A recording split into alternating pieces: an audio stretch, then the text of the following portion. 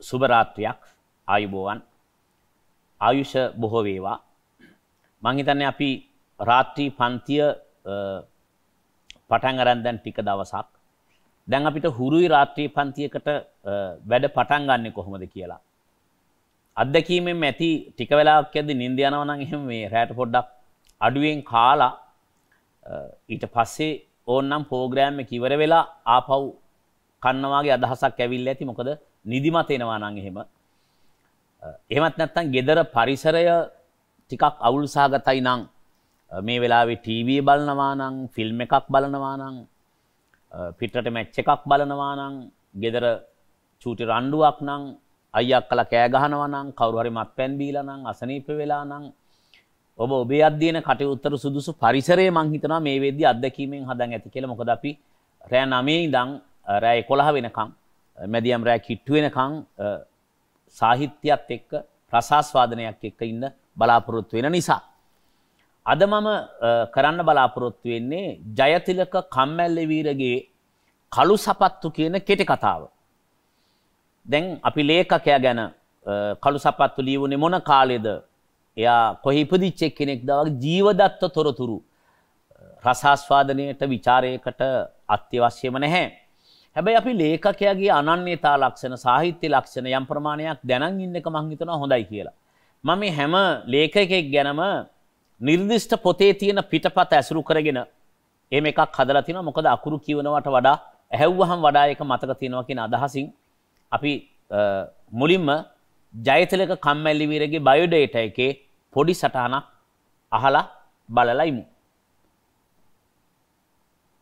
ජයතිලක කම්මැලි වීර මිනිස් සබඳතා ඉතා සියුම් ලෙස විවරණය කිරීමට සමත් කෙටිකතා කරුවෙකු වශයෙන් ප්‍රකට ජයතිලක කම්මැලි වීරයෝ 1943 වසරේ ඔක්තෝබර් 2 වැනි දින ගම්පහ දිස්ත්‍රික්කයේ මිනුවන්ගොඩ හීනටියන නම් ග්‍රාමයේ උපත ලැබූහ. හීනටියන රජයේ විදුහලේ නාම මිනුවන්ගොඩ මධ්‍ය මහාවිද්‍යාලයෙන් හෙතෙම ශාස්ත්‍රෝද්ග්‍රහණය ලැබුවේය. සිසුවෙකුව සිටි සමයේදීම මොහු තරුණ භික්ෂුන් වහන්සේ නමක් හා එක්ව සිරිසර නමින් සංගරාවක් පළ කළේය. ඔහු සිළුමිණ පුවත්පතේ කමලා ළමා සමාජයේ සමාජිකයෙකුද සිටියේය.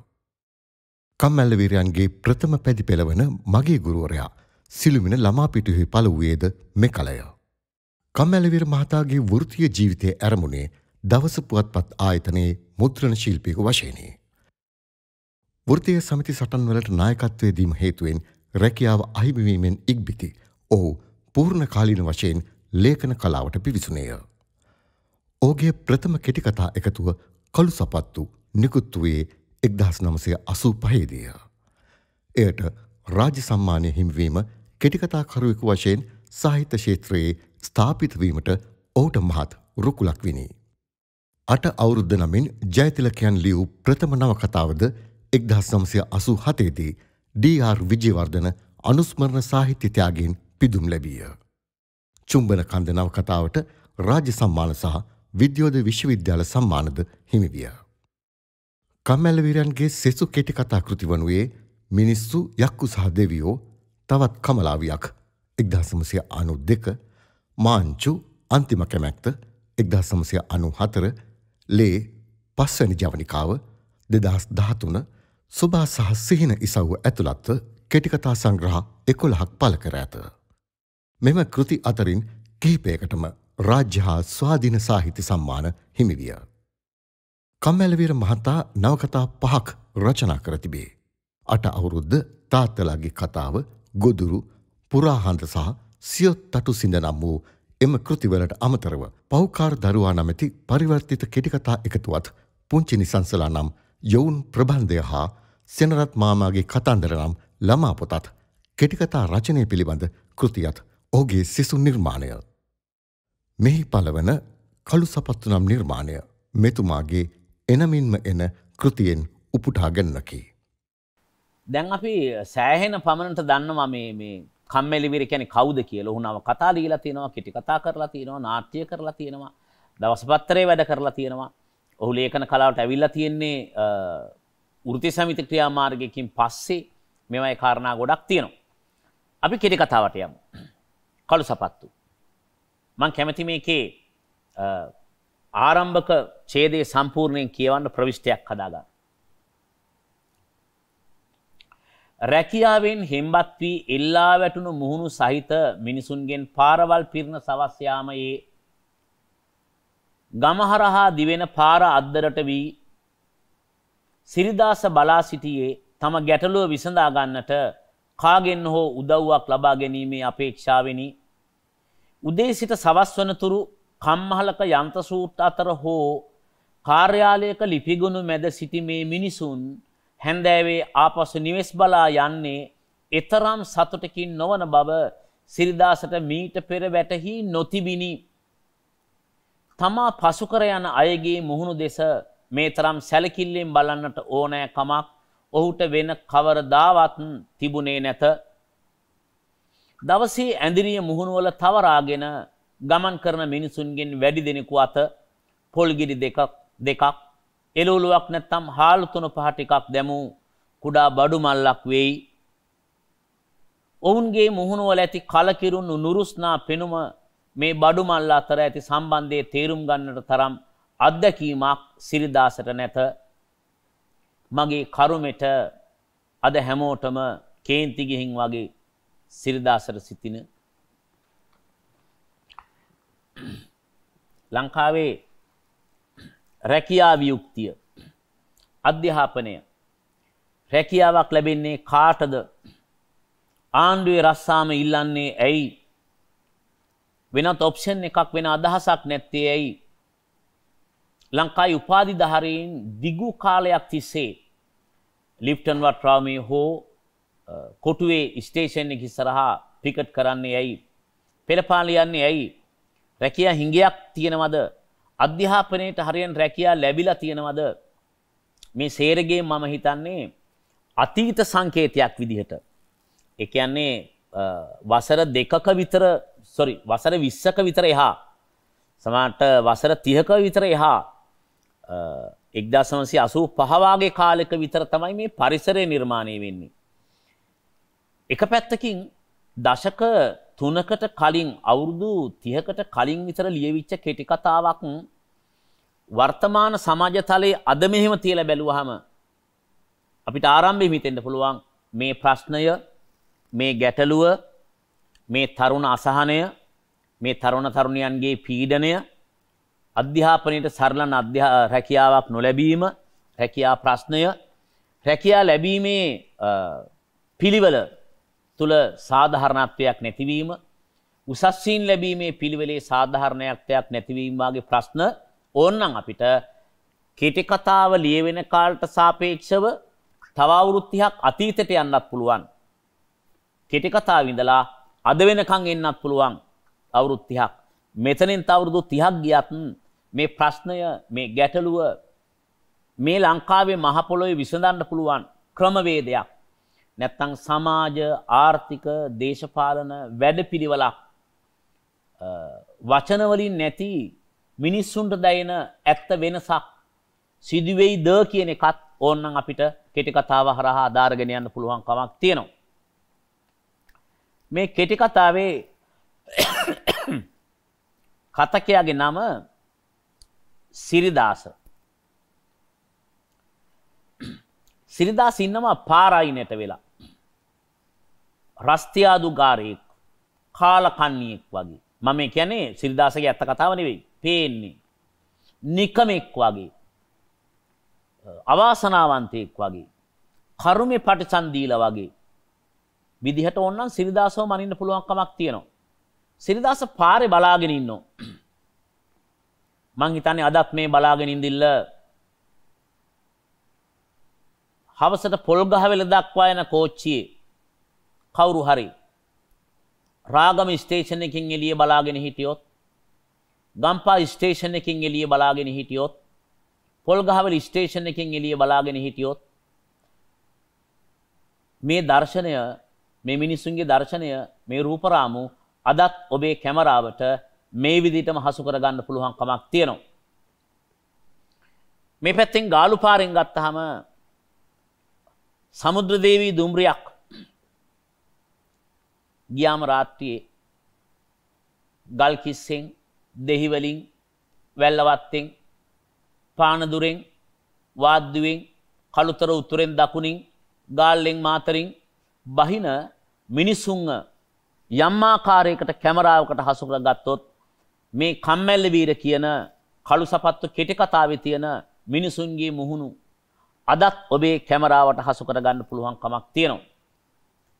ඕනෑම මහා මාර්ගයක හවස 5න් පස්සේ 4:00 විතර පස්සේ බස් නැවතුම් පොලක් ළඟ පොඩි හන්දියක් ළඟ නිකන් හරි ඇහැදාගෙන හිටියොත් එහෙම මේ වාගේ මිනිස් මුහුණු අපේ ඇස් දෙකට අහුල ගන්න පුළුවන් කමක් තියෙනවා.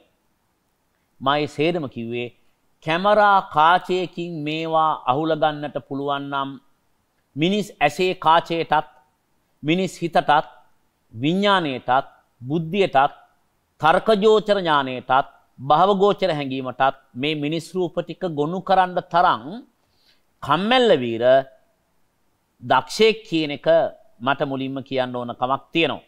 ඒ කියන්නේ පොඩි තිර නාටකයක් වගේ. තිර නාටකයක රූප ටිකක් වගේ. මම පැහැදිලි කරන්නම් භාෂාව කොච්චර දක්ෂයිද චිත්‍ර අඳින්න. භාෂාවකට පුළුවන් ද චිත්‍ර අඳින ගමන් රූප මවන්න. භාෂාවකට පුළුවන් ද චිත්‍ර ඇඳලා රූප මවලා ඒවට ශබ්ද දෙන්න, ශබ්ද එකතු කරන්න. භාෂාවකට පුළුවන් ද ඒ රූප ශබ්ද වලට ජීවයක් දෙන්න. භාෂාවට පුළුවන් ද ඒ වගේ හිතන්න, මිනිස්සු පොළඹවන්න, පෙළඹෙන මිනිසුන්ගේ ආනන්දේ වැඩි කරන්න, ආනන්දේ තියෙන මිනිසුන්ගේ ප්‍රඥාව වැඩි කරන්න. ඒ සියලු දේ සඳහා මම හිතනවා අපිට කම්මැල්ල වීර ඕනනම් නිර්දේශයක් කරගන්න පුළුවන් කමක් තියෙනවා. රැකියාවෙන් හෙම්බත් වී එල්ලා වැටුණු මුහුණු සුමානයක් විතර කතා කරත හැකි වුණා. රැකියාවෙන් හෙම්බත් වී එල්ලා වැටුණු මුහුණු පිපුණු මුහුණු නෙවෙයි, පරවෙච්ච මුහුණු, විකසිත වෙච්ච මුහුණු නෙවෙයි, මුකුලිත වෙච්ච මුහුණු, hina වෙන මුහුණු නෙවෙයි, ඇඬෙන්න ඔන්න මෙන්න කියලා තියෙන මුහුණු, සතුටින් තියෙන මුහුණු නෙවෙයි, ශෝකයෙන් පිරුණු මුහුණු, අවිහිංසාවේ මුහුණු නෙවෙයි, කේන්තියේ මුහුණු, මහන්සියේ හෙම්බත්කමේ මුහුණු, කොන්ද කෙලින් කරගන්න, කෙලින් ඇස් දෙක දිහා බලන්න, මූණක් දිහා බලන්න පුළුවන් මූණු නෙවෙයි. මේ මූණු හෙම්බත් වෙලා එල්ලා වැටෙන මුහුණු, පාරවල් පිරෙන සවස් යාමයේ මේ පොඩි දූපතේ ඕනෑම හන්දියක, ඕනෑම ස්ටේෂන් එකක, ඕනෑම බස් නැවතුම් පොලක, අතුරු පාරක මේ පොඩි රටේ මේ දර්ශනය දකින්න පුළුවන් කමක් තියෙනවා. ගමහරහා දිවෙන පාරාද්දරට වී සිරිදාස බලා සිටියේ ගැටලු විසඳා ගන්න කාගෙන් හෝ උදව්වක්. රැකියාවක් නැති විරකියාවෙන් පෙළෙන මේ නිකමෙක් වශයෙන් පේන, කාලකන්ණියෙක් වශයෙන් පේන මේ තරුණයා. ඒව නැත්තම් මං කියන්නේ මේ රටේ තාරුණ්‍යය, තරුණයන්ගේ සංකේතය. මහපාරායින ඉන්නවා කාගෙන් හරි පොඩි උදව්වක් ගන්න. ඔන්න අපිට කෙටි කතාවේ කුහුල, කෙටි කතාවට අල්ලා ගැනීම, කෙටි කතාවට අල්ලා බැඳ තබා ගැනීම, දහරණාවේ ඒකත්වය අපව එක්තැන් කිරීම, කෙටි කතාවට චරිතයක් හඳුන්වා දීම, ඒ චරිතයට සිදුවීමක් මුල් කිරීම. කෙටි කතාවේ සිද්ධාන්ත ටික සම්පූර්ණ වෙනවා පළවෙනි ඡේදයේ ඉවර වෙනකොට. උදේ සිට හවස් වනතුරු කම්හලක යන්ත්‍රසූත් අතර හෝ කාර්යාලයක ලිපිගොනු මැද සිටින මේ මිනිසුන්, මේ අය කවුද? පත්තර කන්තෝරුවේ වැඩ කරන අය, මුද්‍රණාලයේ වැඩ කරන අය, ෆැක්ටරියේ වැඩ කරන අය, ගාමන්ට් එකේ වැඩ කරන අය, දෙපාර්තමේන්තුවල වැඩ කරන අය, විවිධ ස්ථානවල රැකියා කරන අය, යන්ත්‍ර සූත්‍ර රත්සේ හෝ දවස පුරාම ලිපිගොනු ෆයිල් එක ඉන්න මේ මිනිස්සු එද්දී රැකියා විරහිත මේ මිනිස්සු ආසයි මේ මිනිසුන්ගෙන් කෙනෙක් වෙන්න. රැකියාවක් නැතුව පැවැත්මක් නැහැ. රැකියාවක් නැති වුණාම පෞරුෂයක් නැහැ. කසාදයක් කරගන්න ගියාම අහනවා එයාට රස්සාවක් තියනවද? දෙවෙනි ප්‍රශ්නෙත් අහනවා ස්ථිර රස්සාවක් තියනවද? තුන්වෙනි ප්‍රශ්නෙත් අහනවා එයාට විශ්‍රාම වැටුපක් තියනවද? ඊළඟ ප්‍රශ්නෙත් අහනවා ආණ්ඩුවේ රස්සාවක්ද? එහෙම රස්සාවක මිනිහෙක් වෙන්න මේ රස්සාවට යන දහස් ගාණක් අතර කෙනෙක් වෙන්න බලාගෙන ඉන්න සිරිදාසට හිතුණලු ආපසු යන්නේ සතුටකින් නොවන බව සිරිදාසට මීට පෙර වැටහි නොතිබිනි. ජීවිතයේ අත්දැකීමක් එන්න ඕනේ. රැකියාව විරහිතය හැම වෙලාවෙම හිතන් ඉන්නවා ඒ රැකියාව කරන එක්කෙනා සතුටින් ඉන්නේ. ඒ රැකියාව කරන එක්කෙනාට මුදල් හම්බ වෙනවා. ඒ රැකියාව කරන එක්කෙනාට කාර්යාලයක් තියෙනවා. ඒ රැකියාව කරන එක්කෙනා සතුටින් ඉන්නේ. එක පැත්තකින් රැකියාවක් ලබා ගැනීමේ බලාපොරොත්තුව සතුට අත්පත් කර ගැනීම මිනිසෙකුට සතුට අත්පත් කරගන්න හිතෙන එක කිසිදු අසාධාරණ සිතුවිල්ලක් නෙවෙයි. ඒක මනුස්ස සිතුවිල්ලක් සතුට අත්පත් කරගන්නට. හැබැයි සිරිදාසට හිතෙනවා මේ යන මිනිස්සුන්ගේ මොකක් හරි උදව්වක් ගන්න බලාගෙන තමයි මේ ඉන්නේ. හැබැයි කවදාවත් හිතුන්නේ මෙච්චර මුන් හිම්බත් කියලා. මෙච්චර මුණු අවුල් කියලා. මෙච්චර පීඩාවක් තියෙනවා කියලා. හිතුන්නේ අනිත් පැත්තෙන් හිතනවා අනෙක් පැත්තට සිරිදාස හිතනවා මීට කලින් කවදාවත් මේ තරම් සැලකිල්ලෙන් බලන්නට ඕන කමක් තිබෙත් නෑනේ. අද මේ පාරායින්ට වෙල එක එක්කිනාගේ මූණ බලනවා. දැන් තවත් කුතුහලයේ වැඩි වෙනවා. සිරිදාස කියන චරිතය ප්‍රබලව හිමින් ගොඩනගෙනවා. රැකියාව කියන කාරණාව සිදුවීමක් වශයෙන් මතුවෙනවා. පසු මේ සියලු දේවල් උදව් කරනවා, සපෝට් කරනවා. මෙහෙම සිරිදාසගේ චරිතය, මේ තරුණයාගේ චරිතය, තරුණයා මොන වගේ පර්සනැලිටි එකක්ද කියන එක වර්ධනය කරගන්න කෙටි කතාවේ චරිතය වර්ධනය වෙනවා. ඒ හා සමගාමීව සිද්ධිය වර්ධනය වෙනවා. සිද්ධියයි චරිතයයි එක්ක කෙටි කතාවේ වටපිටාව මෙහෙම සංවර්ධනය වෙලා හැදෙනවා. මම තණ්හාවට කැමති ඊළඟ ඡේදයක් කියවන්න. ඇත්තටම අකුරින් අකුර, වචනයෙන් වචනය, ඡේදයෙන් ඡේදය කෙටි කතාවක් සාකච්ඡා කරන්න පුළුවන්. පැය දෙකක් අවම වශයෙන් අරගෙන කෙටි කතාවක් කරන්න ගියාම ඒ සේරම කරගන්න බැරි නම් මම හිතන්නේ ශිෂ්‍යයා ඉන්නේ ඒ කාරණාවට. අද මං කෙටි කතාව රස වින්දට පස්සේ, ਵਿਚාරය කරාට පස්සේ, මගේ අදහස් කිව්වට පස්සේ නැවත කියවන්න 1000ක් දේවල් ඔළුවට ආවොත් අපේ මේ පැය දෙක සාර්ථක වෙනවා. දවසේ ඇඳරිය මුහුණුවල තවරාගෙන ගමන් කරන මිනිසුන්ගේ වැඩි දෙනෙකු අත පොල් ගෙඩි දෙකක්, එළවලුවක් නැත්නම් හාල් තුන පහ ටිකක් දැමූ කුඩා මල්ලක් වෙයි. ඔවුන්ගේ මුහුණුවල ඇති කලකිරුණු නුරුස්නා පෙනුම හා මේ බඩු මල්ල අතර ඇති සම්බන්ධයේ තේරුම් ගන්නට තරම් අත්දැකීමක් සිරිදාසට නැත. මේ යන බොහෝ දෙනා අතේ තියෙනවා බෑග් එකක්. එක කුඩා බෑග් එකක්.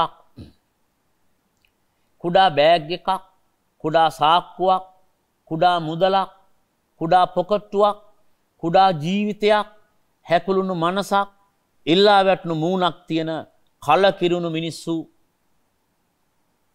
මුහුණුවල තවරාගෙන යන්නේ සතුට නෙවෙයි. මොනවද මේ බෑග් එකේ තියෙන්නේ? අතිරික්ත ආහාර නෙවෙයි, අතිරික්ත සතුට නෙවෙයි. මිනිසෙකුට ජීවත් වෙන්න අවශ්‍ය අවම දේවල් ටිකක්, පොල් ගෙඩියක් දෙකක්, එළවලු චුට්ටක්, හාල් ටිකක් අරන් යනවා. මේ වැඩ ඇරලා යන අම්මා හෝ මේ වැඩ ඇරලා යන තාත්තා මේ බෑග් එක ගෙනිච්ච නැත්තම් එදා රෑ මේ ගෙදර ඉන්න සමහරට අම්මගේ අම්මා, තාත්තගේ තාත්තා, විවාහ නොවිච්ච මාමා නැන්දා, ගෙදර ඉන්න දරුවෝ විතරක් නෙවෙයි, ගෙදර ඉන්න බල්ලා පූසත් බොහෝ වෙලාවට බඩගින්නේ. මේ උස්සන් යන බඩු මල්ල කියලා කියන්නේ ජීවිතයක්. මේකෙන් උන්ගේ ආර්ථිකය කියවෙනවා. මේකෙන් උන්ගේ පීඩාව කියවෙනවා. චූටි බඩු මල්ලෙන් උන්ගේ ජීවිතය කියවෙනවා. පරිභෝජනවාදයේ පතුල කියවෙනවා. උදේ ඉඳන් රැය වෙනකම් මහන්සි වෙලා ගන්න මේ සොච්චන් වැටුපෙන් ජීවත් වෙන්න බෑ කියන එක කියවෙනවා. ඒ පීඩාකාරී මිනිස්සු දැක්කහම, ඒ කුඩා බඩු මල්ල දැක්කහම මිනිස්සුන්ගේ මූණේ තියෙන කලකිරීමයි මේ එල්ලගෙන යන බඩු මල්ලයි අතර සම්බන්ධයක් තියෙනවද? කෙටි කතාකාරයා කියනවා සම්බන්ධයක් තියෙනවා. සිරිදාස මෙච්චර කල් එක දැනන් හිටියේ නෑ. මේ මිනිස්සු මුණ පුංචි කරගෙන යන්නේ ඇයි? රැකියාව ඉවරයි නම් යන්නේ ගෙදර නම් ගියාම ඉන්නේ බිරිඳ නම් ඉන්නේ පෙම්වතිය නම් ඉන්නේ දරුවන් නම් එතන තියෙන ආදරේ නම් පිපුණු මුහුණු වලින් පියාඹල යන මිනිස්සු පේන්න ඕන. ඉගිලෙන මිනිස්සු පේන්න ඕන. සතුටු වෙන මිනිස්සු පේන්න ඕන. ඒ වෙනුවට ඉන්නේ පීඩාකාරී මිනිස්සු. මේ පීඩාකාරී මූණේ කලකිරි නොරොස්නා ගුණයෙන් යන්නේ. ඇඟේ හැප්පුණොත් ගහ ගන්නට තියෙනවා. බැන්නොත් බයිනෝ මල්ල පැනලා යන්නේ. බස් එකේ පීඩාව. බස් එකේ ඉන්නේ හිටගෙන. විශේෂයෙන් කාන්තාවක් නම් එතෙන්දී පිටිපස්ස යන්නේ පිරිමින්ගේ හේතුවට ලක් වෙලා පරපීඩාවටත් පත් වෙලා. කාර්යාලදී පීඩාව. පාසුකම් සහිත ප්‍රවාහන සේවාවක් නැහැ. බස් එකේ කොච්චර කඩේට බැස්සම බඩු ටික ගණන් ගිහිල්ලා. කඩකාරයාට ණය වෙලා. දරුවන්ට පොත්පත් ගේන්න ඕනි. උන්ගේ ටියුෂන් සල්ලි දෙන්න ඕනි. ගෙවල් කුලිය ගෙවන්න ඕනි. ලයිට් බිල ගෙවන්න ඕනි. මොනවා හරි කන්න ඕන. මූණු වල තියෙන්නේ ඒ නොරුස්සනා ගුණය. මේ දෙකේ සම්බන්ධයක් තියෙනවද කියලා සිරිදාස හිතද්දී සිරිදාස ඊටාම ලස්සන දෙයක් හිතනවා. මගේ කර්මෙට අද හැමෝටම කේන්ති ගිහින් වගේ සිරිදාස මේ ඉන්නේ මේ පොලිමේ වැඩ කරන මිනිස්සුන්ගේ මූණු බල බලා මොකක් හරි උදව්වක් ඉල්ල ගන්න. ඒ නිසා වෙන කවදාවත්ටත් වඩා අවධානයෙන් සැලකිල්ලෙන් මේ මිනිස්සුන්ගේ මූණ දිහා බලනවා. ඒ නිසා සිරිදාසට කවදාකටත් වඩා අද මේ වැඩ ඇරලා ඉන්න මිනිස්සුන්ගේ මූණ වල සමීප රූප පේනවා. සිරිදාසට කවදාටත් වඩා මේ සමීප රූප අස්සෙන් ජීවිතේ පේනවා. ඒ ජීවිතයයි මේ බඩුමක් ගෙනින බඩුමල්ලයි අතර සම්බන්ධයක් සිරිදාසට පේනවා. එයා හිතනවා මගේ කර්මයට ඔක්කොටම කේන්ති ගිහිල්ලා. බලන මිනිහා කේන්තියෙන් යන්නේ. කවුද මේ බලන මිනිහා කියලා කියන්නේ? මේ වැසියේ පුරේසියෝ කියලා හිතන් ඉන්න ටික. මේ රටේ සෙනග. හරි. අර Facebook එකේම කොල්ල කෙල්ලෝ දාන්නේ. අපි ඡන්දේ දුන්න අය මෙන්න යන වාහන. මෙන්න යන සුපර්සොනික් යාන. මෙන්න ඒගොල්ලන්ගේ ප්‍රයිවට් ජෙට්. මෙන්න ඒගොල්ලන්ගේ ගෙවල් දොරවල්.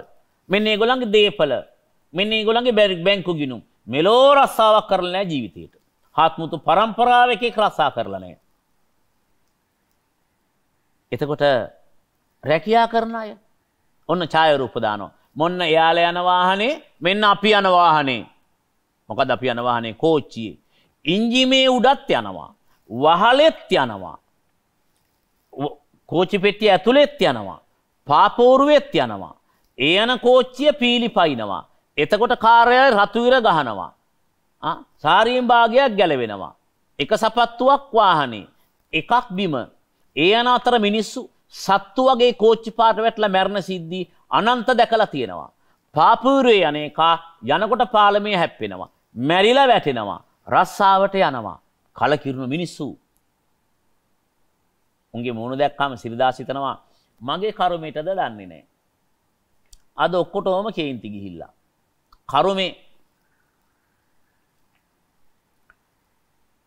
විද්‍යාත්මකව සංස්කෘතිකව ආර්ථිකමය වශයෙන් සමාජ ප්‍රශ්නයේ තේරුම් නොගත්තහම හරි පහසුයි අපිට අර ආගමික සංසිද්ධිය දාලා හිතන්න. අකාලේ මැරෙන්න ඇති කර්මෙට ගහෙන් වැටලා මැරුණානේ අවුරුදු 16යි. කර්මේ අනේ බං අර මිනිසුන්ට කණ්ඩ නැහැ කියනවනේ සුමානයක් දෙකක් තුනක්. කර්මේ බයිසිකලෙන් වැටලා කකුල කැඩලාලුනේ. කර්මේ පොඩි එකේ කොස් ගහට නගින්න කියලා කොස් යහින් වැටලා කියලා කියන්නේ. කර්මේනේ අකාලේ මැරෙන්නේ. කොරෝනා විල සෑහෙන ගාණක් මැරලාලුනේ. කර්මේ පාලකයෙකුට ආණ්ඩුවකට රටක් පාලනය කිරීම සඳහා පහසුම ක්‍රියාමාර්ගය ආගමට පොඩි සපෝට් එකක් දීගෙන ඕන ආගමකට කර්මය දේශනා කරන්න පුළුවන් නම් පාංශකෝලේ වෙලාවේ කර්මය ගැන කියන්න පුළුවන් නම් කර්මයයි කර්මයයි දෙකේ වෙනස නොකිය ඉන්න පුළුවන් නම් කර්මය කියන්නේ ක්‍රියාව දේශපාලන ක්‍රියාව ආර්ථික දේශපාලන සංස්කෘතික හේතු නිසා නෙවෙයි උඹලට මේක වෙලා තියෙන්නේ. පූර්වාත්මේ ඉඳන් ගේන පිම්පව් අනුව කියලා කර්මෙට දැම්මොත් එහෙම ඒ රටක යටත් වැසියෝ පාලනය කරන්න හරි ලේසි. කර්මේ සිරිදාස නිකන් අර පුරුදු වචනේ කියලා බලනවා. කර්මෙද මන් දන්නේ ඔක්කොටම කේන්ති ගිහිල්ලා. සමහරවිට කියන්නේ මගේ කර්මේ. අවසානයේක Tamanට දා ගන්නවා. අතිශය ඛේදනීයයි. මම පොඩි කාලේ මගේ අම්මා තාත්තා නැති වුණා. මගේ කර්මෙ වෙන්න ඇති. මගේ මූණ දැක්කම තාත්තා වගේ කියලා තාත්තා හොරෙක් හින්දා මට බයිනවා. මම මොනවා කරන්නද? තාත්තා වගේ මං වුණාට මගේ කර්මෙ වෙන්න ඇති. අයියා අක්කා කෙනෙක්වත් හිටියනම් මගේ දුක කියන්න තිබුණා මම විතරයි. අන් කියනවා මේ කර්මෙ වෙන්න ඇති. හොඳ ඉස්කෝලයක් හම්බුන්නේ නැහැ. ළඟම හිටපෙක් කෙනාට හම්බුණා. මේ කර්මෙ වෙන්න ඇති. මැරෙනකම් මිනිස්සුන්ගේ තියෙන සියලු ප්‍රශ්න කර්මයේ විසින් යට දාන්න පුළුවන් සහ ඒකෙන් සැනසීමටපත් වෙනවා.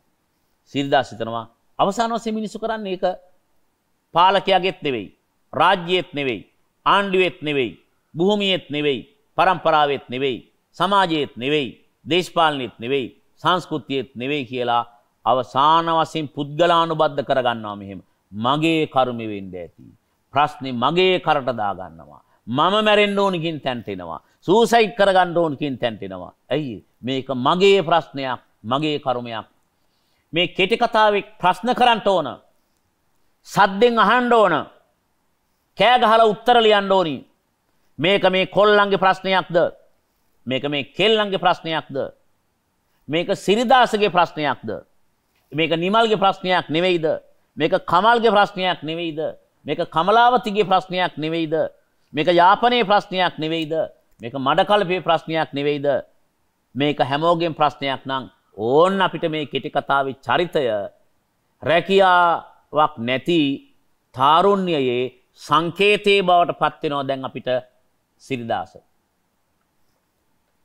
අවුරුදු 6ක් තිස්සේ රැකියාවක් සොයා ගැනීමට දන්නා ධෛර්යය දැමූ සිරිදාස ඒ ව්‍යායාමයෙන් වෙහෙසට අවුරුදු 6ක් නිකන් අවුරුදු 6ක් මොනවද කරන්නේ නැති?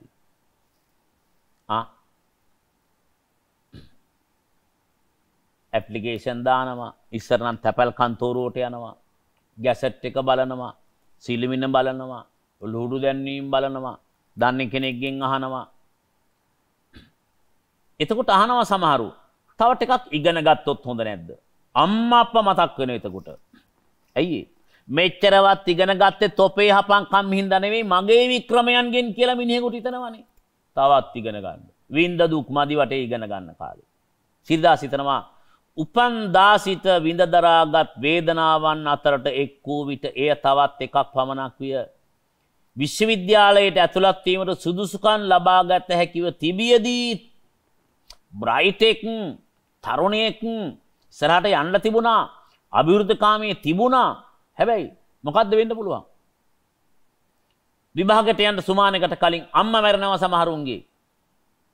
විභාගේ ලියලියා ඉද්දි එළියට එද්දි පණවිඩයක් එනවා.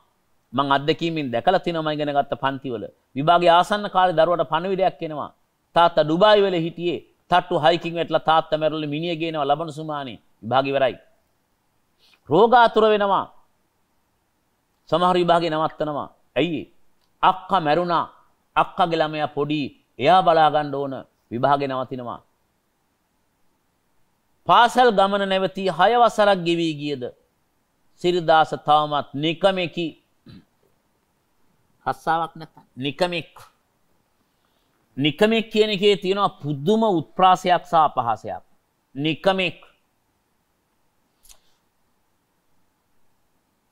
දැන් කියනවා එහෙත් ඔහුගේ දෙමාපියන් හරි හම්බ කළ දේ ගිලින නිකමෙක් නොවේ. නිකමෙක් කියන එකේ තියෙනවා අම්මගෙන් කාලා තාත්තගෙන් කාලා ඔහේ අම්මා තාත්තා ගාවට වැටලා වයස යනව දන්නෙත් නෑ, කසාද බැඳලත් නෑ, ලව් කරලත් නෑ, ඔහේ ඉන්නේ නිකමෙක්. මේක කියනවා සිරිදාස එහෙම නිකමෙකුත් නෙවෙයි. ඒකට හේතුව එහෙම ගිල දමන්නට යමක්වත් හම්බ කරලා දෙන්න තරම් ශක්තියක් දෙමාපියන්ට තිබුණේ නෑ. මරු කෑල්ලක්. දෙමාපියන්ට තිබුණේ නැහැ එච්චරවත් කෑල්ලක්.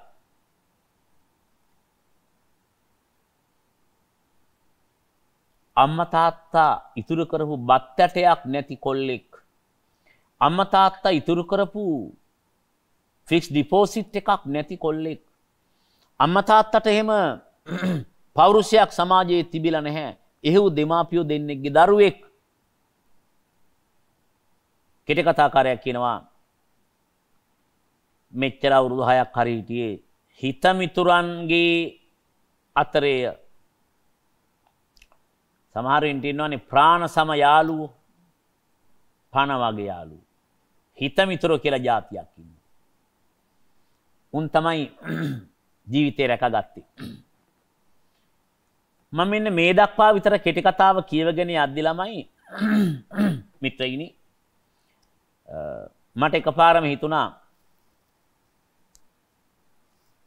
මේ අත්දැකීම ගැන ලේඛකයාත් එක්ක කතා කරන්න. මං කෝල් එකක් ගත්තා ජයතිලක කම්මැලිවීරට. මං නිකන් කයියක් ගහුවා මේ කෙටි කතාව ගැන. හරි.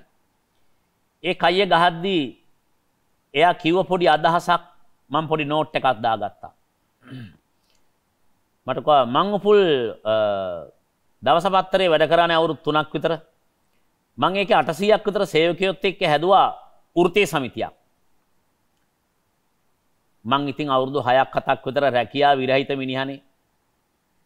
මට යාළුවෝ තමයි උදව් කරේ.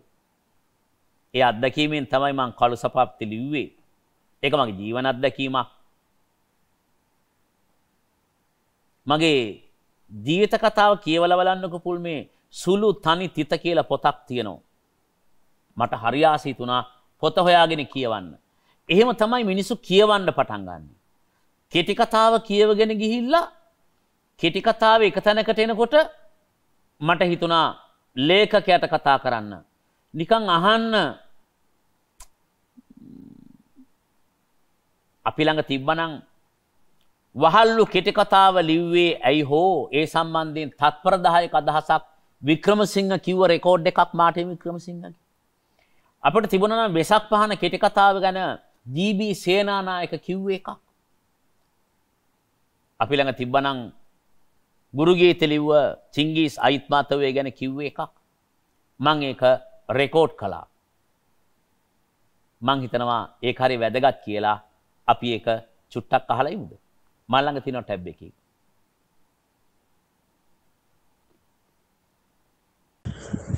මම කළුසපත්තු කෙටි කතාව සහ ඒ කෙටි කතා සංග්‍රහයේ අනිකුත් කෙටි කතා ලිව්වේ 1985.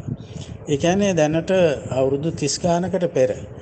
එතකොට ඒ යුගයේ ආර්ථික තත්ත්වය, සමාජ තත්ත්වය මේ සියල්ල මේ කෙටි කතාව කියවීමේදී සිතේ ධාරණය කරගෙන සිතේ තියාගෙන තමයි කෙටි කතාව කියවන්න වෙන්නේ. එතකොට මේ කෙටි කතාව ලිවීමට මා පෙළඹෙච්ච ප්‍රධාන හේතුව තමයි මම අවුරුදු ගණනාවක් මම කියන්නේ අවුරුදු 7-8ක් මම රැකියා සොයමින් රැකියා විරහිතයෙකු හැටියට ඉඳලා තියෙනවා. ඉතින් ඒ කාලේ මේ රැකියා විරහිත භාවයේ සහ ඒ ඔස්සේ මේ සූරාකෑමට භාජනය වෙන ඊටාම කටුක රැකියාවල නියුක්ත වීමේ තියෙන වේදනාව මේ දෙකම මම හොඳට අත්විඳලා තියෙනවා. ඉතින් ඒක නිසා මම මේ පෙළඹවීම තමයි මට මේ කෙටි කතාව ලියන්න හේතු වෙච්චේ. ඊළඟට මගේ සාහිත්‍ය භාවිතාවේදී මම සමාජය නිර්ධන පන්තිය ධනපති පන්තියේ ඒ ආදි වශයෙන් එහෙම නැත්නම් උසස් තනතුරු පහත් තනතුරු ආදී වශයෙන් මම වර්ග කරලා මිනිස්සු හැඳිනගන්නේ නැහැ.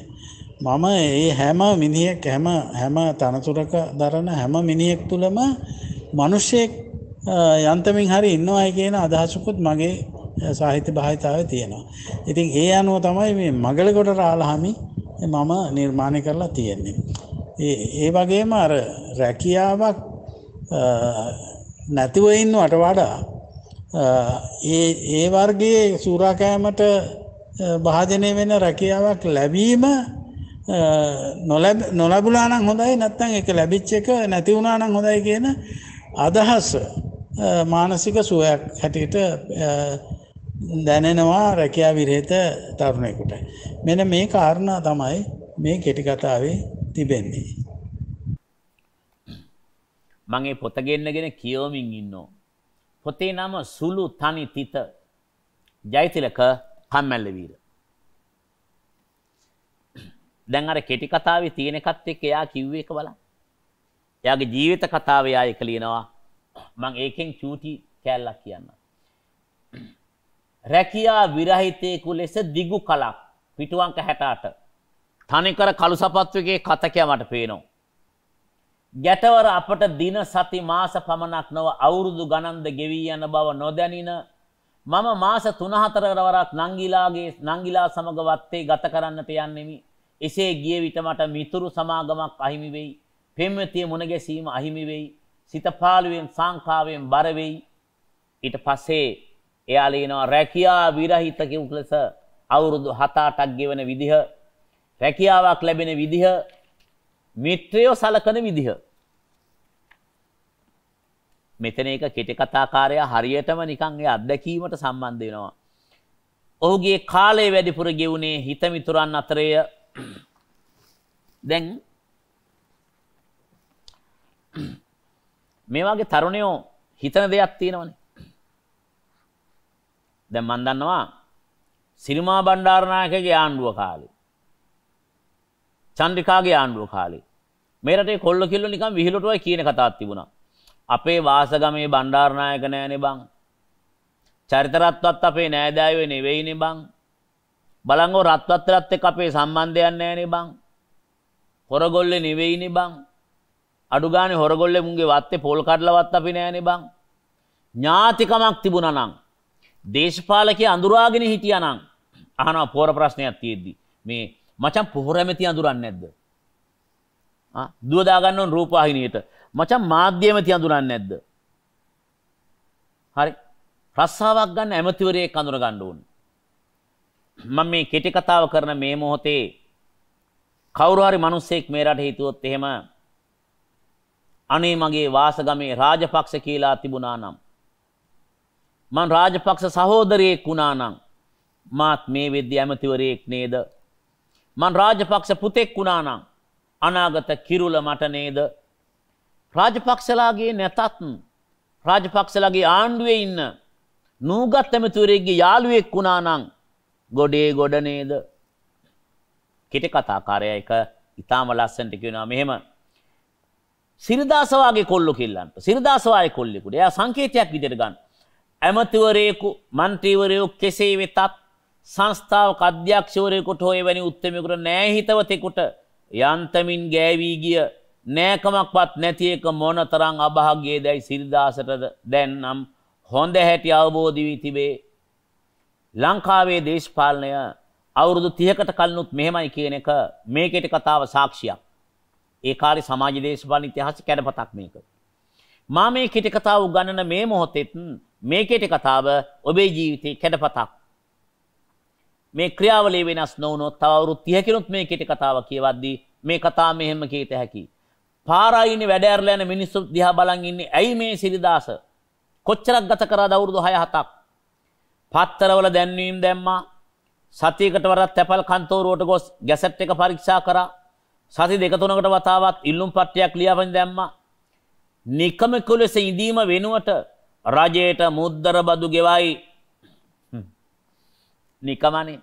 මේවට වේදන් යනවා. රජයට මුද්දර බදු ගෙවමින් යනවා. මාස 7-8කට වතාවක් මිතුරෙක්ගෙන් කලිසමක් කමිසයක් ඉල්ලා හැඳගෙන සහතික ටික ෆයිල් ගහගෙන සම්මුඛ පරීක්ෂණයට යනවා. යාළුවෙක් ඇඳුමක් ඉල්ලන් සම්මුඛ පරීක්ෂණ. මේ අසරණකමත් එක්ක දැනෙනවා.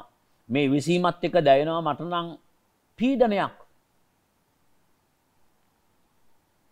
මේ 85 ලියු මේ කෙටි කතාවල පීඩනයක් දන්නේ 80ට අසන මේ එළියට ආවේ.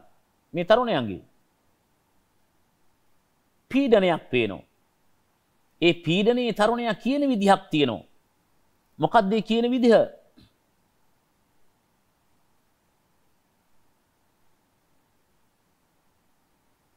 පන්සලේ නායක හාමුදුරුවන්ගේ චරිත සහතිකය, ග්‍රාම සේවක දුන්න මුද්‍රිත පෝරමය, ප්‍රින්සිපල්ගෙන් ලබාගත් චරිත සහතිකය. ප්‍රින්සිපල්ගේ චරිත සහතිකයේ තියෙනක මරු. මේක බලන්න ඕගොල්ලන්ගේ චරිත සහතිකයේ තියෙනවද කියලා. මා දන්නා පමණින් මොහු හික්මුණු විනීත තරුණයෙකි. මා ඉස්කෝලේ ප්‍රින්සිපල් ගොඩක් අය දෙන්නේ ඒක. මා දන්නා තරමුන් විනීත හික්මුණු තරුණයෙකි. හාමුදුරුවන්ගේ තියෙනවා බෝධි පූජාවට ආපු මේක. ඇයි මේ බෝධි පූජා හාමුදුරුවන්ගේ සහතිකෙන්නේ? එකල විජමුලක බණ්ඩාර වාගේ ඇමතිවරු බෝධි පූජාවට සහතිකයට පත් වීම දුන්නා. ඒකක් තියෙනවා. ග්‍රාම සේවකයේ පෝරමයක් තියෙනවා. එයා හිතනවා මෙච්චර චරිත සහතික තියෙද්දි ප්‍රින්සිපල් කියනවා මන් දන්න තරමින් ගුණවත් ළමේ, හාමුදුරුවෝ කියනවා මන් දන්න තරමින් දැහැමි ළමේ, පෝරමයක් පුරලා ග්‍රාම සේවා සහතිකයේ තියෙනවා මේ ග්‍රාමයේ කියලා. එයා අහනවා මේ මට මෙච්චර කල් රස්සාවක් හම්බුනේ නැත්තේ මගේ චරිතේ වෙන මොකක් හරි අඩුවක් තියෙනවද දන්නේ නැහැ කියලා. විනීත උත්ප්‍රාසය කියන්නේ. කෙටි කතාවක උත්ප්‍රාසය වේදනාව යටපත් කරනවා වගේම කේන්තිය වැඩි කරනවා හිටපු වෙලාවට. විහිළුවක් වගේ පෙවුනහට කඳුළු වෙන්න පුළුවන් උත්ප්‍රාසයට. මගේ චරිතය අඩුවක් ඉඳලා දන්නේ නැහැ කියලා සිරිදාස හිතනවා. දැන් පාරයින්නේ දැන් හිටගෙන ඉන්නවා සිරිදාස. අර මිනිස්සු යනකොට බලනවා ඒ මිනිස්සුන්ගේ මූණ වල සැඟවුණු කරුණාව සිතින් මැන බලන දක්ෂ ලේඛකයෙකුට කරන්න පුළුවන් භාෂා හපංකම් නිකන් හිතලා බලන්න කොච්චර ලස්සනද කියන්නේ. සැඟවුණු කරුණාව සිතින් මැන යද්දි හිතනවා. ඉස්කෝලවල අර අලුතෙන් ගුරුවරයෙක් ආවහම උදේ රැස්වීමේදී මෙහෙම ගුරුවරයා තියලා ගුරුවරයා හඳුන්ලා දෙද්දී අපි ඔඩියන්ස් එකේ ඉඳලා රැස්වීම ඉඳලා ගුරුවරයාගේ ස්වරූපෙ මනින්නේ සැඟවුණු කරුණාව සිතින්ම. අනේ හොඳ ටීචර් කෙනෙක් වගේ. ඒ ටීචර් ලස්සනයි. ලස්සන නිසා හොඳ ඇති. අරුණ අපුරු පාටයි. මට නම් පේන්න බෑ. දැක්ක පළවෙනි දවසේම තමයි මට එහෙම හිතුනේ. අපි ಗುಣ අගුණ සිතින් මැන ඉන්නෝ. පාරේ ඉන්න යන මිනිස්සු මෙහෙම පාරේ යද්දි මයින්ෝ. එයා හොඳ කෙනෙක් වගේ. අනේ එයා කරුණාවන්ත පාටයි. බිම් බලාගෙන යන අහිංසක ඇති. මේ මැන ඉන්නකොට සිරිදාස ජනගමන් මූණ බලලා එකපාරම සිරිදාස මිනිස්සුන්ගේ කකුල් ටික දිහා බලනවා.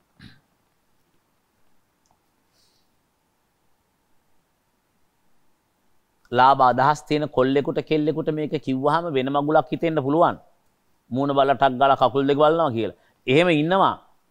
ඇස් දෙක බලලා තන් දෙක බලනිව්. ඇස් දෙක බලලා යටිබඩ බලනිව්. මූණට හොරෙන් කකුල් දෙක බලනිව්. පිටිපස්සේ වටොරේ ප්‍රමාණි බලනිව්. ඒ වටොර යනකොට ඉස්සිලා පස්සර පැද්දෙනවද බලනිව්.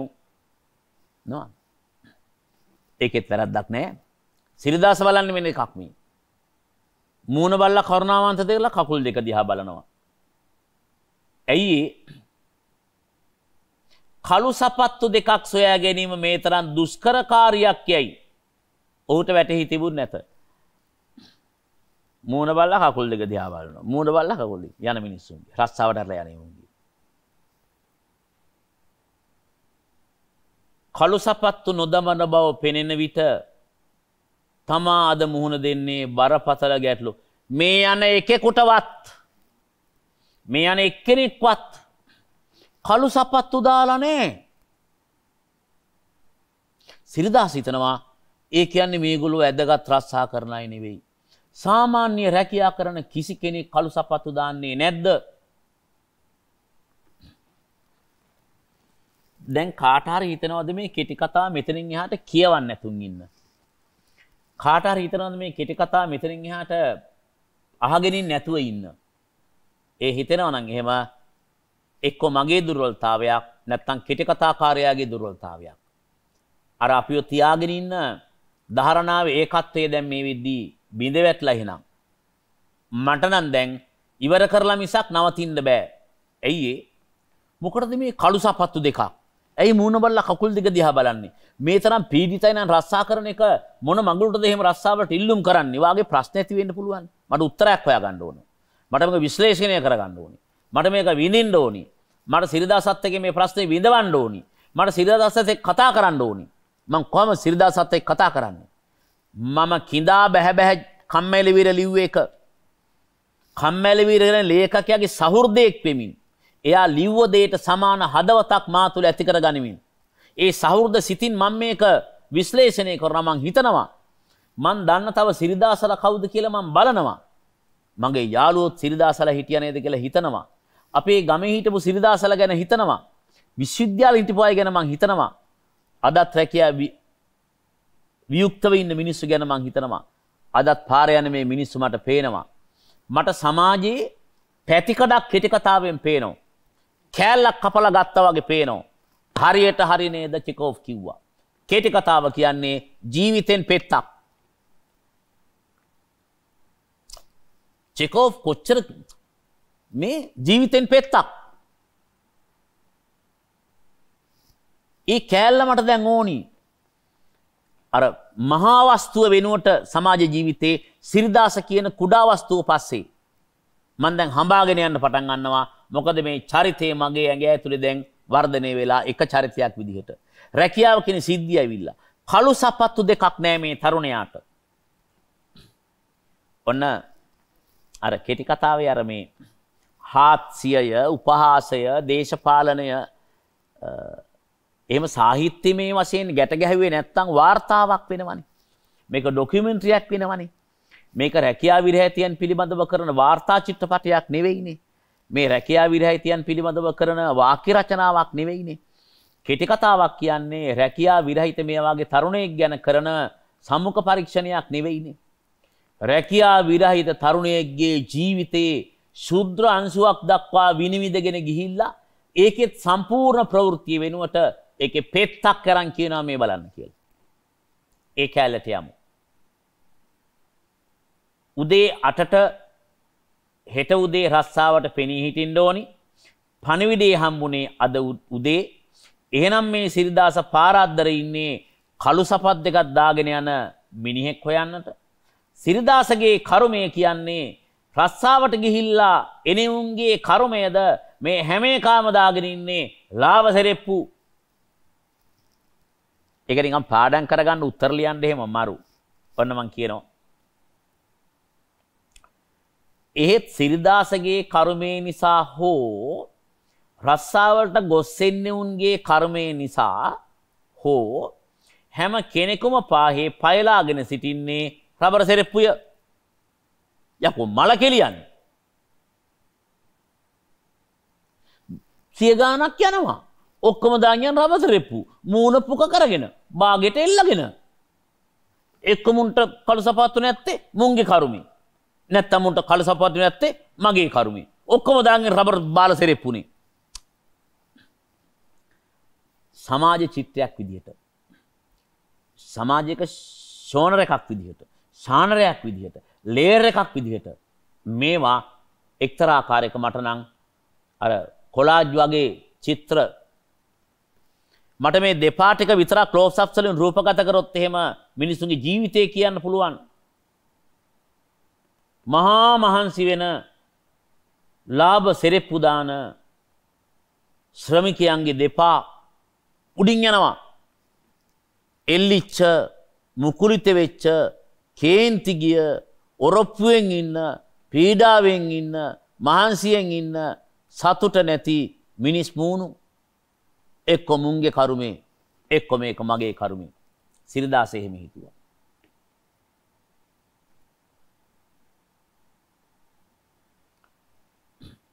එයාට පොඩි අත්දැකීමක් එක්ක යාගේ යාළුවෙක් ඉන්නවා මේ තිලකරත්න මහත්තයා කියලා. තිලකරත්න මහත්තයා ඈතින් ඔහම එනවා දැකලා එයත් එක්කම ආපු සිරිදාසගේ ඇස් දෙකට හිතුණා මෙහෙම නවතිනකොට තිලකරත්න මහත්තයා යහපත් එක්කෙනෙක් කියලා. මොකද මීට කලින් දවසක සමුඛ පරීක්ෂණයකට යන්න යාළුවෙන් ගිහිල්ලා ගත්ත කමිසයක් මැදගන්න ගියේ තිලකරත්න මහත්තයාගේ ගෙදෙට්ට. මොකද ඒගොල්ලන් ගෙදර තියෙනවා විදුලි ස්ථිරික්කයක්. හරිනේ. දැන් දේවල් කාලයට සාපේක්ෂයිනේ. ඉස්සර අපේ අප්පච්චිලා කියලා තියෙනවා අපිට.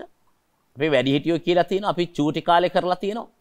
මින්රම් පැන්සල ගෙවිලා ඉවර වුණාම ඒ පැන්සලේ අන්තිම ටික හෝ අර මින්රම් කූර විතරක් මෙහෙම අරගෙන ඒ මින්රම් කූරු කෑල්ල ගහනවා මෙහෙම අර උණ කූරක. උණ කූරෙන් තමයි ලියන්නේ. අර මිනිරම් කූර. එකම සියල් පෑනට තින්ත දදා ලිව්ව කාලේ සියල් පෑනෙන් ලියලා සියල් පෑනේ තින්ත සාක්කුව යට බේරලා තිබ්බ කාලේ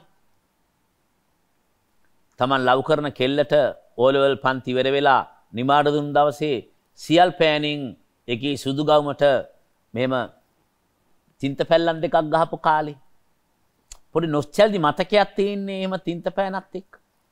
ඒ වගේ ලංකාවේ පොල්කටු ස්ත්‍රික්කේ වගේ නොස්ටැල්ජි මතකයක්. පොල්කටු ස්ත්‍රික්කේ මැද්දහම අර රොබින් නිල් දාපු රැලි වැටිච්ච ගවුම් ඒවා සුවඳයි. ඒව ඇඳහම ඒව අඳිනයත් සුවඳයි. ඒ සුවඳ ළඟින් යන්න කොල්ල කෙල්ලෝ ආසයි. සිරිදාසට යන්න ඕන රස්සාවට යාළුවෝ ඇඳුමක් අයන් කරගන්න. දැන් ස්ටයිල් එක සමහරලාවට අයන් කරන්නේ නැතුන් අඳින එකනේ. ටී-ෂර්ට් එක අරන් ගසලා අඳිනවා. ස්ටයිල් එකක් ඒක පොඩි වෙලා තියෙන එක. හරි. නමුත් ඔෆිස් යනකොට නිකන් ඔෆිස් ඇඳුම ෂර්ට් එක යට කරන්න ඕන. ඉතින් කොලර් එක හරියට තියෙන්න ඕන. ඒක නිකන් විචූර්ණ පමුණුවෙන් ගත්ත මහ යක්කු ඉන්න ෂර්ට් එකක් වගේ එකක් නෙවෙයි. ඒක නිකන් ඔෆිස් අඳින ෂර්ට් එකක් වෙන්න ඕන. අද්දිකර දාලා තියෙන්න ඕන. හරිද? අර ඩිරෙක්ට් මාකටිං කරන්න මදුරුව මරන්න අර නෙට් එකක් වාගේ ගැහුවත් අද්දිකර ෂර්ට් එකක් දාලා ටයි එකක් දාලා එන්න කියලා ඒගොල්ලන්ව රවට්ටන්නේ. ඉන්ටර්විව් එකට හරියට යන්න ඕන. ඇඳුමක් බෙද ගන්න ගියා යන්න. එදා තිලකරත්න දුක් වුණා. එක දෙයක් වුණා. ජීවිතේ ඔහම තමයි මල්ලි. මමත් ඔයා වගේම දුක් විඳපු කෙනෙක්. මා ත්‍රස්සාවක් නැතුන් අවුරුදු ගාණක් දුක් විඳා කියලා කිව්වහම සිරිදාසට හිතුණා අනේ තිලකරත්නත් සැබෑලෙන් ගත්තු කෙනෙක්. එයත් අවුරුදු 7-8 ඉඳලා තියෙනවා රස්සාවක් නැතුව. ඕවහම තමයි මල්ලි. මාත් ඔහම හිටියා. එදා ඉඳන් තිලකරත්නට සිරිදාස කතා කරේ අයියා කියලාලු. මාරయ్య. සහෝදරයෙක් නැති සිරිදාසට යාළු මිත්‍රකමක් නැති සහෝදරයෙක් යාළුවෙක්ව සහෝදරයෙක් වාගේ පේනවා. අයියා යාළුවා උදව් කරාලු. මුළු කතාවම තියෙනවා මේකේ. සුළු තනිතිත කම්මැලි වීරගේ ජීවිත කතාව. මම ජීවිත කතාවක් ලිව්වනේ අම්මා පොත කියලා එකක්. ඒ ගැනත් එයා කතා කරනවා. එයාට යාළුවෝ උදව් කරපෙක් ගැන එයාගේ හෘද සාක්ෂිය තියෙන එක නවත්තන්න බෑ. තිලකරත්නත් යාළුවෙක් වෙනවා. තිලකරත්න මහත්තයා ගාව තිලකරත්න අයියා ළඟ තිලකරත්න මිත්‍රයා ළඟ කළු සපත්තු දෙකක් නැහැ. හැබැයි තිලකරත්නට පොඩි ඉඟියක් දෙන්න පුළුවන්. ඒක හරි ලස්සන කෑල්ලක්. හොඳ යාළුවෝ නම් තමන්ගෙන් මොන හරි ඉල්ලුවාම තමන්ට ඒක එයාට පරිත්‍යාග කරන්න බැරි නම් තමන් ළඟ නැත්තම් දෙන්න නැත්තම් ඒ මාර්ගෙට පොඩි උදව් කරන පොඩ කන අතන බලන්න. ගම්වලින් ආපුරුද්දක්. මේ මගේ මේ ඇහෙන්නේ නගනයක් වගේ ඇවිල්ලා මට මේ දෙලුන් කොළ ටිකක් හොයාගන්න මේ ඕගලන් ගෙදර ආවේ දෙලුන් අපේ ගෙදර නෑ. ඔන්නතන කන්දෙන් එහා පැත්තේ අර අඹ ගහ ළඟ ගෙදර තියෙන අර ආතලගේ ගෙදර මිදුලේ දෙලුන් ගහක් තියෙනවා. තියෙන තැන කියනවා. ඒක පුදුම තරම් ලස්සන මේ සංවාදයක්. මම ඒ සංවාදي කියවන්නම්.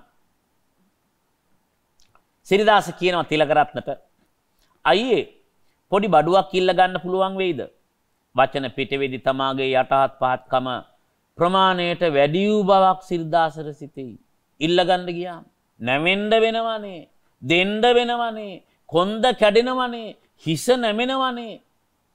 දුප්පත් කමේ කර්ම කියන්නේ ඒකට. අසරණ කමේ කර්ම කියන්නේ ඒකට. පර්සනැලිටි කුඩු කරනවානේ. අපත්තු දෙයකට ඉන්ටර්විව් එකකට යන්නට සිරිදාසනම දැනෙනවා. වැඩි වුණාත් දන්නෙත් නැහැ. අයියේ ඒ තරම් යටහත්ව කිව්වේ. අයියේ අනේ අයියේ වගේ නිකන්. පොඩි බඩුවක් ඉල්ල ගන්න පුළුවන් වෙයිද? මොකද්ද මල්ලි? කළු සපත්තු දෙකක්. කළු සපත්තු දෙකක් කල්පනා කරනවා. ඔව් කළු සපත්තු දෙකක්. හෙට පොඩි ඉන්ටර්විව් එකකට යන්න කළු සපත් දෙකක් දාගෙන එන්න ඕනේ කියලා කිව්වෝ. එන්න ඕනේ කියලා තියෙනවා. මොකද්ද ඉන්ටර්විව් එක? හමුදාවේද? නෑ සිකියුරිටි ෆර්ම් එකක්. පොලිසියට යන්න නෙවෙයි. හමුදාවට යන්න නෙවෙයි. සිකියුරිටි ජොබ් එකකට දාන්න අවුරුදු 7කට පස්සේ ඉන්ටර්විව් එන්න කියලා කියන්නේ කළු සපත් දෙකක් දාගෙන. සෑහෙන්න ගැටලුව විසඳලා තියෙනවා. කෙටි කතාවේ නමක් දැන් කළු සපත්තු. සිරිදාස පාරයින් හිටියයි කියන එක දැන් පැහැදිලි. සිරිදාස කවුද කියන එක තේරෙනවා. රටේ තත්ත්වය තේරෙනවා. පරිසරයේ තත්ත්වය තේරෙනවා. ආණ්ඩුවේ තත්ත්වය තේරෙනවා. රාජ්‍ය ප්‍රශ්නේ තේරෙනවා. රස්සාවලට මිනිස්සුන්ගේ ප්‍රශ්නේ තේරෙනවා. සපත් දෙකක් නැහැ කියන එක වැටහෙනවා. අපිට කෙටි කතාව සම්බන්ධව සමාජ, දේශපාලන, ආර්ථික සංකල්ප රූප රැසක් ශබ්ද වලින් එනවා, රූප වලින් එනවා, ඉංගිති වලින් එනවා, භාෂාවෙන් එනවා, යෙදුම් වලින් එනවා. අපහාස කොහොමද නිකන්? හමුදාව රසාවකටද? නෑ සිකියුරිටි ෆර්ම් එකකට. සෙක්කෝ, ටික්කෝ. කළු සපත්තු කල්පනා කරා. තිලකරත්න. අර සිරිදාස බලන් ඉන්නකොට මිනිස්සු දිහා කළු සපත් දාන් යනවද වගේ හම්බුන්නේ තිලකරත්න මහත්තයාගෙන් අයියාගෙන් මහත්තයාගෙන් යාළුවෙන් අහුවම යා කල්පනා කරනවා. කළු සපත්තු දැක්ක තැනක්. හොඩුවාවක් දුන්නා.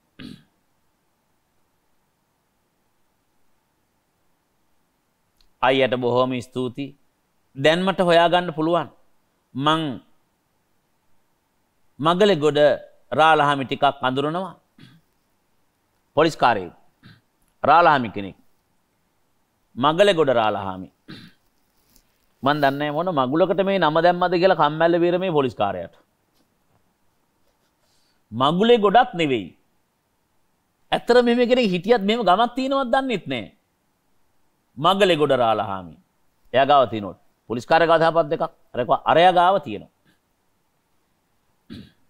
සිරිදාස යනවා පොලිස් කාර්ය හොයාගෙන. මගලේ ගොඩ හොයාගෙන. එයා ගාව තියෙනවා. පොලිස් සපත් දෙක මතකයි දැන්. අම්මා තාත්තාගේ වතගොත ගෙදර කනබොන හැටි පමණක් නොව තමාගේ ගෙදරට යන පාර නොවර්ධනසේ විස්තර කරන්නටද සිරිදාසට සිදුවිය. එපමණක් නොව පොලිස් කාර්යයක වුවත් තමන්ගේ හිත උණු වෙන මිනිහෙකු බවත් හොඳට හොඳ නරකට නරක ස්ටේට් ෆෝවර්ඩ් ජෙන්ට්වෙන් කෙනෙකු බවත් වෙරිමතින් පැහැදිලි කර අවසන් කරන මල්ලගොඩ රාලහාමිට ඇහුම්කන් දීගෙන ඉන්නට නොහොත් ඇහුම්කන් දෙන බව පෙන්වීමට සිරිදාසට සිදුවිය. හපත් දෙක දෙන්න ගියාම ඉස්සලා ඇහුවා කවුද? කොයිද ගෙවල් තියෙන්නේ? අම්මා කවුද? තාත්තා කවුද? හොඳට බීලා පොලිස් කාර්යය. අපි පොලිසිය උනාට මල්ලි හිත හොඳ මිනිස්සු හරි. ඔය මේ දවස්වල පොලිසියෙන් ගහගෙන කොල්ලෝ කෙල්ලන්ට ප්‍රශ්න දැම්මහම සමහර පොලිසියටින් කමෙන්ට් දානවා. පාරේ ඉඳලා බලන්න ඕනේ ඈ. රස්තාවට ගිහලා බලන්නකෝ. අපිත් හොඳද මිනිස්සු තමයි හරිද? අපිත් වැදගත් දෙමාපියන්ගේ දරුවෝ හරිද? වයි කෑලි දානවා. හොඳටම බීලා. පොලිස් පාට් එක. කොහෙද ගෙදර තියෙන්නේ? අම්මා ඈ? තාත්තා කොත්තමසකි. එහෙමද? රාලහාමි කෙනෙකුත් ඉතින් සිරිදාස වාගේ කවුනොත් ඔහම කියයි. හරියකට අහුනොත් එහෙම කියන්නේ. පර්සනැලිටි ප්‍රශ්නයක් තියෙනවා මිනිස්සුන්ට. පොලිස් කාර්යයෙන් සපත් දෙකක් කිල්ල ගන්න එක මොනතරම් ඛේදවාචකයක්ද තරුණයෙකුට. පර්සනැලිටි දෙන කොල්ලෙකුට සපත් දෙකක් කිල්ල ගන්න. උන්ගේ පයට පෑගි පෑගෙන ඉන්නේ. උන්ගේ කකුල් වලින් ගහන්නේ. එතනින්ම සපත් දෙකක් කිල්ල ගන්න ඕන නම් තියෙන පර්සනල් ඩිමෙන්ද වැටෙන එක. ඊට පස්සේ කනමෝන හැටි පමණක් නොව මරු ගෑල්ලක් කියනවා. අපි හිතවන මිනිස්සු මල්ලි හරිද පොලිස් කාර්යය වුණාට. ස්ටේට් ෆෝවර්ඩ් ජෙන්ටිල්මන් කෙනෙක්. හොඳට නරකට වචන දෙකක් නැහැ හරි මේ කියලා කියනවා මල්ලි මේක මගේ රාජකාරී කකුල් දෙක හරිද පොලිස් කාර්යය කකුල් දෙක වගේ දෙන්නේ රාජකාරී කකුල් දෙක හරිද ටාර් ගාලා රිටර්න් කරමන් තේරුණාද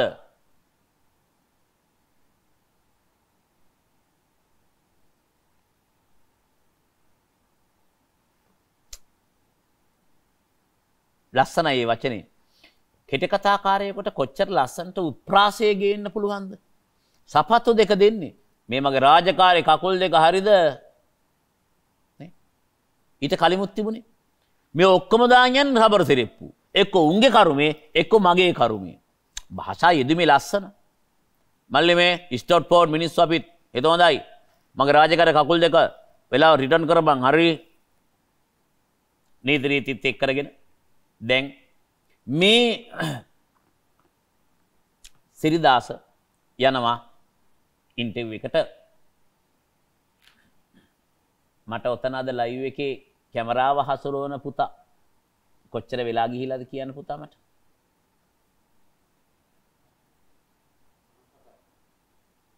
පැය ගිහිලා නැහැ නේද හරි අපි පැයකට ආසන්න කාලයක් කතා කරලා තියෙනවා. දැන් කෙටි කතාවේ හරි මැද්දේ අපි ඉන්නේ. මට හිතෙනවා මොනතරම් රසවත්ව ලියන්න පුළුවන්ද කියලා සමහර මිනිස්සුන්ට. එතකොට හටගන්න එකට අපි කියනවා ඉරිසියාව කියලා.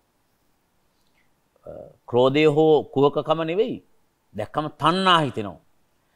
ඒ කම්මැල්ල වීරමේ ලියල් තියෙන විදිය ගැන තණ්හාවක් හිතුනහම කෙනෙකුට එහෙම ලියන්න හිතෙන්න පුළුවන්.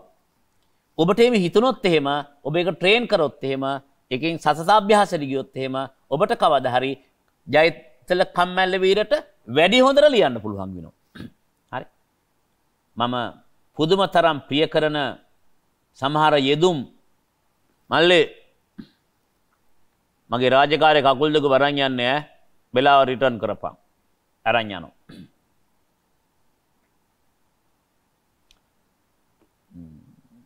කම්මැලිවරගේ සමාජ කියවීම ඔය ලංකාවේ විශ්‍රාම ගිය පොලිසිය අය සහ විශ්‍රාම ගිය යුද හමුදා අය තමයි ගොඩාක් ඔය සිකියුරිටි ෆර්ම් දාගත්තේ සහ ඒ වාගේ ආයතනවල අයිතිකාරයෝ ආරක්ෂක ඇබෑර්තු කියලා තියෙන ලංකාදීපේ සිළුමිනේ හෝ Facebook එකේ හෝ තියෙනවා බලන්න ඒ ආරක්ෂක ඇබෑර්තු කියලා සිකුට්ලාගේ ජීවිතේට දාලා තියෙන ආයතන දාගෙන ඉන්නේ යුද හමුදාවෙන් අයින් වෙච්ච අය විශ්‍රාම ගිය අය සහ පොලිසියෙන් අයින් වෙච්ච අය. ඒ අය තමයි සිකුට් එකට ගන්නෙත්. මොකද ඒගොල්ලන්ගේ ජීවිත කාලේ කළුතර පොලිස් අභ්‍යාස විද්‍යාලයේ ට්‍රේන් කරලා පොලිස් ස්ටේෂන් එකේ හිටියොත් එහෙම ඒකම ට්‍රේන් එකක් මිනිස්සුත් එක්ක හැසිරෙන විදිහ මිනිස්සු පාලනය කරන විදිහ එහෙම නැත්නම් මනුෂ්‍යත්වයෙන් පාගා දමාගෙන අර රළු ස්වභාවයෙන් ඉන්න එක සමහර ආයතන අයිතිකාරයත් ඒගොල්ලෝ ගොඩාක් ඒක වෙනම සමාජ විද්‍යාවක්. මම හිතන්නේ ලංකාවේ විශ්වවිද්‍යාලවල සමාජ විද්‍යාංශයේ ඉන්න අයට හෝ එහෙම නැත්නම් ඒ බ්ලොග් ලියන අයට ලියන්න පුළුවන් හොඳ ටොපික් එකක් තමයි මේ ආරක්ෂකයන් අපි සිකියුරිටිලා කියන අය අපි හාස්‍යයට සෙක්කා කියන අයගේ ජීවිත. ඒක මහා පුදුම ඛේදවාචක ජීවිතයක්. මේ සංචාරණ සීමා තිබෙන කාලේ එහෙම යන්න බෑ. හැබැයි අර සිකියුරිටිලා අර කූඩුවල ඉන්නවා. එක්තරා ආකාරයක විශ්‍රාමගිය පිරිසක් ඉන්නවා වයසක අය. මම රොටරිය ගැන නුගේක රොටරිය ගැන ප්‍රෝග්‍රෑම් එකක් කරලා ඒකේ හැමදාම ඉන්නේ වයසක විශ්‍රාමගිය මිනිස්සු කියලා. ඒ මිනිසුන්ට කවුරු හරි අනතුරක් වුණොත් එහෙම වමට හැරෙන්න නෙවෙයි, දකුණට හැරෙන්න නෙවෙයි, පහර දෙන්න නෙවෙයි, අල්ලගන්න නෙවෙයි, බය වුණොත් එහෙම සිකියුරිටි වැටෙනවා. එයාල්ල ගන්න කවුරු හරි ඉන්න ඕනි. ඒ තරම් අසරණයි. මම ඇත්තටම හිතනවා ලංකාවේ මිනිස්සුන්ගේ චින්තන පද්ධතිය ඒ කියන්නේ කාගිල්ස් එකේ, කීල්ස් එකේ, ලාෆ් එකේ, ග්ලෝමාක් එකේ, ආපිකෝ එකේ ඕනෑම සුපර් මාකට් එකක අර කැෂියර් එකේ ඉන්න ළමයින්ගේ ජීවිත කම්කරුවන්ගේ අසරණ ජීවිතවලට අන්තයි. ඇයි හිටගෙන ඉන්නේ? හොයලා බලන්න පැය කීයක් හිටන් ඉන්නවද කියලා. විශේෂයෙන් කාන්තාව ඔවුන්ගේ ජීවිතවල පසුම කොච්චර දුප්පත්ද කියලා. හිටගෙන ඉන්නේ. වාඩි වෙලා ඉන්න බෑ. කස්ටම කියා තියාගන්න ඕන. මේගොල්ලන්ගේ ආහාර ප්‍රශ්නේ උදේට කාලද? මේගොල්ලන්ට තේ එකක් හම්බ වෙනවද? දවල් කෑම තියෙනවද? දවල් කනවද? හවස තේ එකක් තියෙනවද? හරිද? ලංකාවේ හරියට නම් මැයි දිනේට පෙරපාලි යන්න ඕනි. ඒ කෙල්ල කොල්ලෝ ටික වෙනම කාගිල්ස්, කීල්ස්, කාන්තා අතිවාසිකම් මෙහෙමද කියලා ඉවරලා. අපිට අඳින්න පෑඩ් එකක් මාරු කරන් එන ටයිම් එකක් දෙනවද උන්ට? ඒවට ක්‍රමවේදයක් හදලා තියෙනවද? අසරණ කම්කරු ඒගොල්ලෝ ඇත්තටම ගත්තොත් එහෙම. පෞගේ කොරෝනා කාලේ කොළඹ නගරේ සමීක්ෂණයක් කරා නම් එහෙම. වැස්සට තෙමි අවුවට වේලි වේලි ඉන්න සිකුට්ලා තේ එකක් තියෙනවද? ළඟ බලන්න වතුර බෝතලයක් තියාගෙන ඉන්නවා. ඒක බොන්නේ. සෝට් සීස් ටිකක්, කෑමක් නෑ. මුළු රටම අවුරුදු කද්දී අලුත් අවුරුද්දට කොළඹ නගරේ 100 ගාණක් සිකුට්ලා බඩගින්න ඉන්නවා. නැගත රතෙන් යවත්තු කරනවා. බඩගින්න ඉන්නවා. කෑම නෑ. මේ කොටසක් තාරුණ්‍ය නියෝජනය කරනවා. අනිත් කොටස වයසකයි නියෝජනය කරනවා. රස්සාවක් කරලා විශ්‍රාම ගිහිල්ලා තවදුරටත් කඹරන්න ඕන වුණාම අවුරුදු 55යි 60යි 65යි 70යි අවුරුදු 80 සිකුට්ලා කොළඹ නගරේ ඉන්නවා. මන් දන්නේ කම්කරු ප්‍රඥප්තියක් තියනවාද කියලා. මිනිස් අයිතිවාසිකම් ගැන කතා කරනවාද කියලා. මෙයා පාලනය කරන්නේ කවුද? අර හමුදා නිලධාරීන් විශ්‍රාම ගිය අය. පොලිසිය අය. මම ඒකයි කිව්වේ මෙන්න මේ ලේයර් එක ගැන, මේ සමාජ තලය ගැන, මේ මිනිස්සු ගැන පුළුවන් ඩොකියුමන්ටරි කරන්න, ටෙලිෆිල්ම් කරන්න, සමීක්ෂණ කරන්න, බ්ලොග් ලියන්න. වෙනම ලේයර් එකක් ඉන්නවා එහෙම ලංකාවේ. සම්මුඛ පරීක්ෂණයට ගියාම සහතික ටික බලනවා.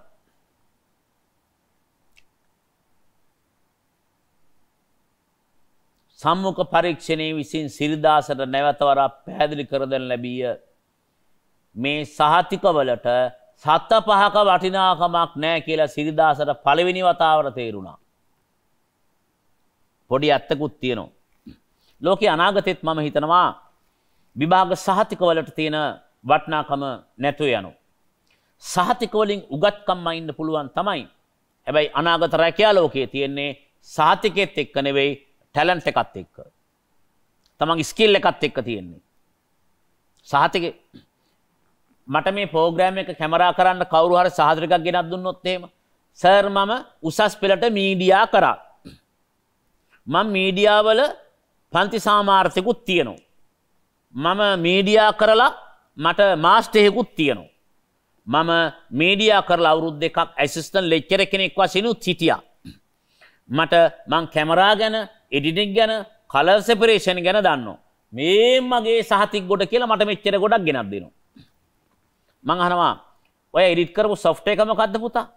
ඒක නම් සර් මතක නැහැ. අවුරුදු කීයක් වැඩ කරලා තියෙනවද? වැඩ කරලා නැහැ සර්, ඉගෙනගෙන තියෙනවා. හරිද? ට්‍රයිපෝඩ් එක කැමරාව හයි කරගන්න බෑ. සහතිකවල වැලියු එක ඉවරයි. හැබැයි O level පාස් වෙලා කැමරාවක් එක්ක වැඩ කරපු ටැලන්ටඩ් එකෙක් මට ගෙනත් පෙන්නවා. සමම DOP කෙනෙක්. මේ මං කරපු ෂෝට් ෆිල්ම් එකක්. මේ මගේ ඩොකියුමන්ටරි එක. බැලුවාම එයා ටැලන්ටඩ්. මං එයා රස්සාවට ගන්නවා. ඒක අනාගතයේදී බොහෝ වෙලාවට සහතිකවලට තියෙන එකට වඩා ටැලන්ට් එකට, ස්කිල් එකට තැනක් හම්බෙන ලෝකයක් තමයි තියෙන්නේ. ඒක ඇත්ත. එකෙන් අදහස් කරන්නේ නැහැ ඉගෙන ගන්න එපා කියලා. හරි. ඉගෙන ගන්න නැතුව ටැලන්ට් එක පොලිෂ් කරගන්න බෑ. සතතාභ්‍යාසය නැතුව පොලිෂ් කරගන්න බෑ. මල්ලඟ මොකක් හෝ ටැලන්ට් එකක් තියෙනවා නම් වාචාලකම කියලා. මගේ වාචාලකම සබුද්ධික මුකරිකම බවට පත් කරන්නේ මා ඉගෙන ගත්ත දේවල්. එතකොට මගේ වාචාලකම කියන මගේ සහජ ගුණයට මම පතපොතින් කියවපු ඉගෙන ගත්ත බලපු චිත්‍රපටවලද එකතොර ගත්තාම මම සවිඥානික මුකරි දේශනයක් කරනවා. එතකොට ටැලන්ට් එක ලියලා දාන්න බෑ අපිට ඒක නැත්තම්. මම මේ සේරම කිව්වේ අර සිකුට් රස්සාවට ගියාම සහතික වලින් වැඩක් නැහැ කියලා තේරුණා. පරණ පොලිස් ලොක්කෙකුසේ පිනුණු ආරක්ෂක සේවයේ ඩිරෙක්ටර් සහතික අතටගත් නමුත් ඒවායේ ලීවි සටහන් කිසිවක් සැලකිල්ලක් දක්වන්නේ නැතුව කිව්වා සුත්‍රකම් ඔක්කොම හරි. බැරිවේ නෑ. සුත්‍රකම් හරි. මොකද මිනිස් වහල් සේවයට සහතික වළංගු නෑ. උසස් පෙළ කරලා රැකියා කරලා ගෙදර ඉන්න බැරි හින්දා මිනිහා ගහන හින්දා මිනිහගෙන් බේරෙන්න ඕනි හින්දා දරුවා ජීවත් කරන්න ඕනි හින්දා ණය ටික ගෙවා ගන්න ඕනි හින්දා තමයි මැද පෙරදිග ගිහිලා තියෙන කාන්තාව. පෑටේ රස්සා නෙවෙයි. බෝනස් නෑ. ඕටී නෑ. නිමාඩු නෑ. වහල් වෙළඳාමක්. ඒගොල්ලෝ තමයි වැඩිම විදේශ විනිමය ලංකාවට ගේන්නේ. ඒ වහල් වෙළඳාම ඒජන්සි ලංකාවේ තැන් තැන් වල තියෙනවා. එහෙත් තියෙනවා. අර මිනිස් ශ්‍රමයේ සතපහකට වැඩක් නැහැ. ඒ අම්මද නංගිද වැඩක් නැහැ. එයා උසස් පෙළද ඒ ලෙවල්ද වැඩක් නැහැ. එයා විශ්වවිද්‍යාලෙද ගිහිල්ලාද කෙනෙක් වැඩක් නැහැ. සහතික වැඩක් නැහැ. සුදුසුකම් හරි. අවුරුදු 3ක් తాවකාලික පදනම් මත වැඩ කරන්න ඕනි. තේරුණාද? කොහමද අවුරුදු 7ක් රස්සාවක් කරපේකට රස්සාව හොයපේකට සපත්තු දෙකක්වත් නෑ දාගන්න. සපත් දෙකක් තිල්ලගත්තේ පොලිස් කාරයෙන් අර මගල ගොඩ එකාගේ. ඌත් සෙට් එකක් දාලා කෝ ගෙනත් දීපම් 5 2 3කින් මගේ මේ රාජකාරී කකුල් දෙක ගියාමත් තමයි විශ්‍රාම ගියේ එකේ. මල්ලි රස්සාව හරි. අවුරුදු 3ක් ටෙම්පරරි වැඩ කරන්න ඕනේ. ඩිරෙක්ටර්ගේ බැල්ම මෙම කටහඬද ගාම්භීරය මොහුනං ඉස්තරෝම හිට පොලිස් ලොක්යක විය යුතුයි සිරිදාස් හිතත්ම ඔහුට වචනයක්වත් කතා කරන්න නොතබා වහාම වැඩබාර ගැනීමට සූදානම් නියෝගය ලැබින. හරිනේ? වැඩබාර ගන්න. පොලිස් පාට් අනිකාට ඇහුම්කන් දෙන්නේ නැති එක. මම හෙට ඉඳන් එන්න. ගෙදෙට්ට කියලා එන්න. සම්මුඛ පරීක්ෂණයට ආවේ දිනයක් දෙන්න. එහෙම බෑනේ. ඔක පොලිසියෙත් බෑ හමුදාවෙත් බෑ. කාට හරි කොල්ලෙකුට හිතෙනවා දකුණට හැරෙන්න. බෑ. වමට හැරුණොත් වමට හැරෙන්න ඕනේ. අහන්න බෑ. සර් මම දකුණට හැරලා පස්සේ ආයි වමට හැරෙන්න බැරිද? බෑ බෑ බෑ බෑ. ඒ ඔය ආට් කරන උන්ට අර මේ තියෙන අයිතීන් මේ ඔය පොලිස් කාර්යයන්ට නෑ. ආමි කාර්යයන් නෑ. පොඩි නියෝගයට වැඩ කරන්න. ඩග්ලස් මෙයාට දෙනවා කැප් එකක් බැච් එකක්. ඩිරෙක්ටර්ගේ විධානව සිරිදාස රැකියාවට අවශ්‍ය ආභරණ පැළඳිමි. බැච් එකක් දුන්න. රැවටීම සිකුරිටි කෙනෙක් වම යුනිෆෝම් එකක් දුන්නාම මෙයාට දෙනවා කැප් එකක් දාගත්තාම රස්සාවට බැච් එකක් ගෙවුවාම බැච් එක කැප් එක පර්සනලිටි යනවා රස්සාවට. මම හිතනවා ඔය සිකුරිටි ආරක්ෂක රස්සාව පොලිසියේ පහළ මට්ටමේ හමුදාවේ පහළ මට්ටමේ සියල්ලන්ට මේ පීඩාව සමානයි. මේ පීඩාව එහෙම්ම තියෙනවා. උන්ගේ පීඩාව තමයි අනිත් උන්ගේ පරිගන්නේ පිකට් එකට ගියාම පරිගන්නේ ඒ වගේ. ඩිරෙක්ටර්ගේ විධාන රස්සාව හම්බුණා. බැච් එක ගහගත්තා. කැප් එක දාගත්තා. නීති රීති කොන්දේසි පැහැදිලි කරලා රස්සාව කීන් තැන්ට ගිහින් දැම්ම සිකුරිටිව. ඊ වෙලාවෙම දැන් උදේ 10ට ඩියුටි පටන් ගන්නවා.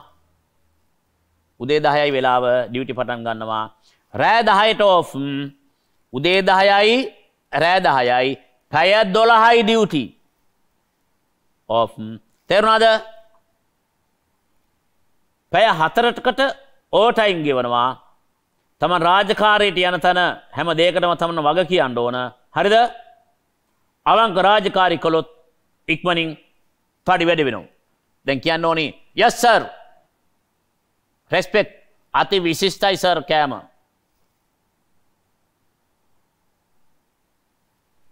දායට පටන් ගන්නවා. රෑ 10ට ඉවරයි. ඕටීත් හම්බ වෙනවා. අවුරුදු 3ක් ටෙම්පරරි. මෙන්න බැජ් එක, මෙන්න කැප් එක බාර ගන්න. සිරිදාස රාජකාරී ලෙස පැවරුනේ ලොකු බංගලාවක් ඉදිරිපිට ඇති ලෑලි කූඩුවක් තුලට වී බලා සිටීමය. නියෝගය මොකද්ද? එතන වෙන හැම දෙයකටම තමසේ වග කියන්න ඕන. සිකියුරිටි ආරක්ෂකයනේ. එතෙක් වේලා සේවයේ සිට ආරක්ෂක බටයා රාජකාරියෙන් මුදවා හරින ලදී. ඔහු අතෝ සටහන් පොතක් ඉල්ලා ඩිරෙක්ටර් සිරිදාසර දුන්නේය. වැදගත් හැම සිදුවීමක්ම මේකේ ලියන්න ඕනි. තේරුණාද?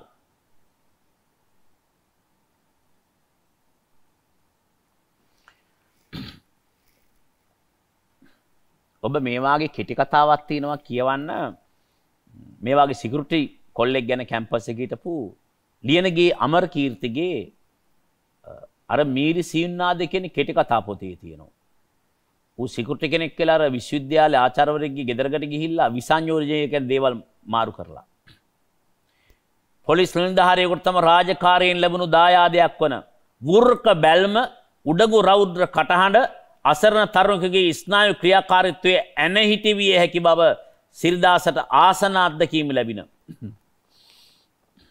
රාජකාරියෙන් තෙම්පරාදු වෙච්ච පොලිස්කාරයෙකුට හම්බ වෙන දෑවැද්දක් තියෙනවලු. වෘක බැල්ම, මරාගෙන කන බැල්ම, වෘක බැල්ම. ඒ වෘක බැල්මට පුළුවන් ගෑණියෙක් යට කරලා, වහල් කරලා, රවට්ටලා, හංවැල්ලට ගෙනෙල්ලා, ටවුමට ගිහිල්ලා, බෙල්ල කපලා, කඳ පැක් කරලා පිටකොටුවේ තියලා යන්න. වෘක බැල්මක් තියෙනවා. වෘක වැඩ තියෙනවා. ඒක පුළුවන්. 2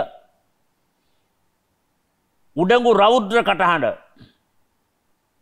බෑ මල්ලි සෙල්ලම් කරන්න එපා මරනවා. උඩඟුයි, රෞද්‍රයි, අවනීතිකයි. අසරණ තරුණකගේ ස්නායු ක්‍රියාකාරීත්වයේ ඇන හිටවන්න පුළුවන්. ස්නායුනේ දැනෙන්නේ.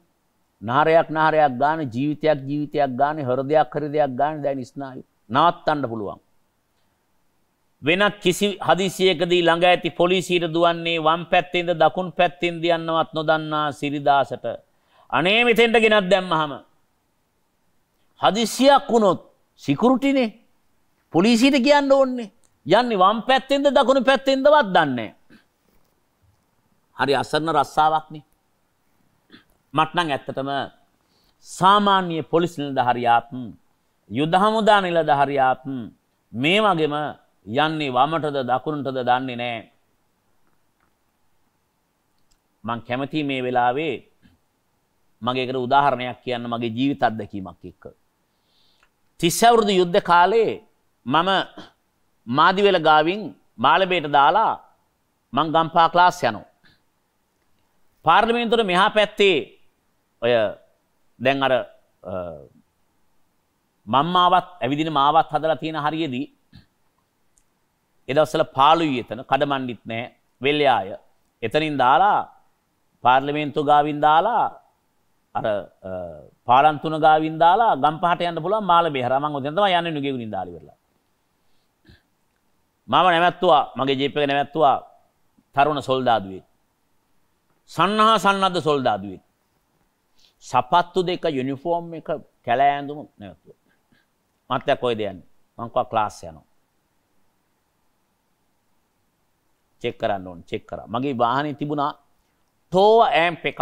වර්ගය ටෝවා ඇම්ප් එක මෙච්චර උසයි. ඒක ගැලවෙන් පිටිපස්සේ බැටරි දානවා. බැටරි වලින් වැඩ කරන්න පුළුවන්. කරන්ට් එකෙන් වැඩ කරන්න පුළුවන්. මට ඒ වර්ගයේ ටෝවා ඇම්ප් එකක් පිළිබඳව තොරතුරු දුන්න නිසා ටෝවා ඇම්ප් එක මට ගෙනත් දුන්නේ රාජල්විස් කියන ගුරුවරයා. ඒකේ මේ එරිල් එකක් කිස්සුවාම මේ වගේ මයික් එක ගහගෙන වැඩ කරන්න පුළුවන්. අර ඇම්ප් එක මුළු පන්තියටම ඇති. මරු භාණ්ඩයක්. වහනේ තියාගත්තා ගියා. ගැලේව දාගෙන ආවා. මුකුත් ගැජට් බජට් නෑ ටෝවා ජපන් ප්‍රොඩක්ට් එකක්. මගෙන් අහනවා මේ මොකක්ද? මං කිව්වා මං වැඩ කරන ඇම්ප් එක. බැටරිය ඇයි? ඉස්සෝ ඉරිල්ලෙකුත් තියෙනවා. පොඩි බෝම්බයක් නිකන් වෙන කේස් එකක් වගේ. සොල්දාදුවා කලබල වෙලා දඩබඩ ගාලා ඉහළ නිලධාරියන් චෙක් කරා.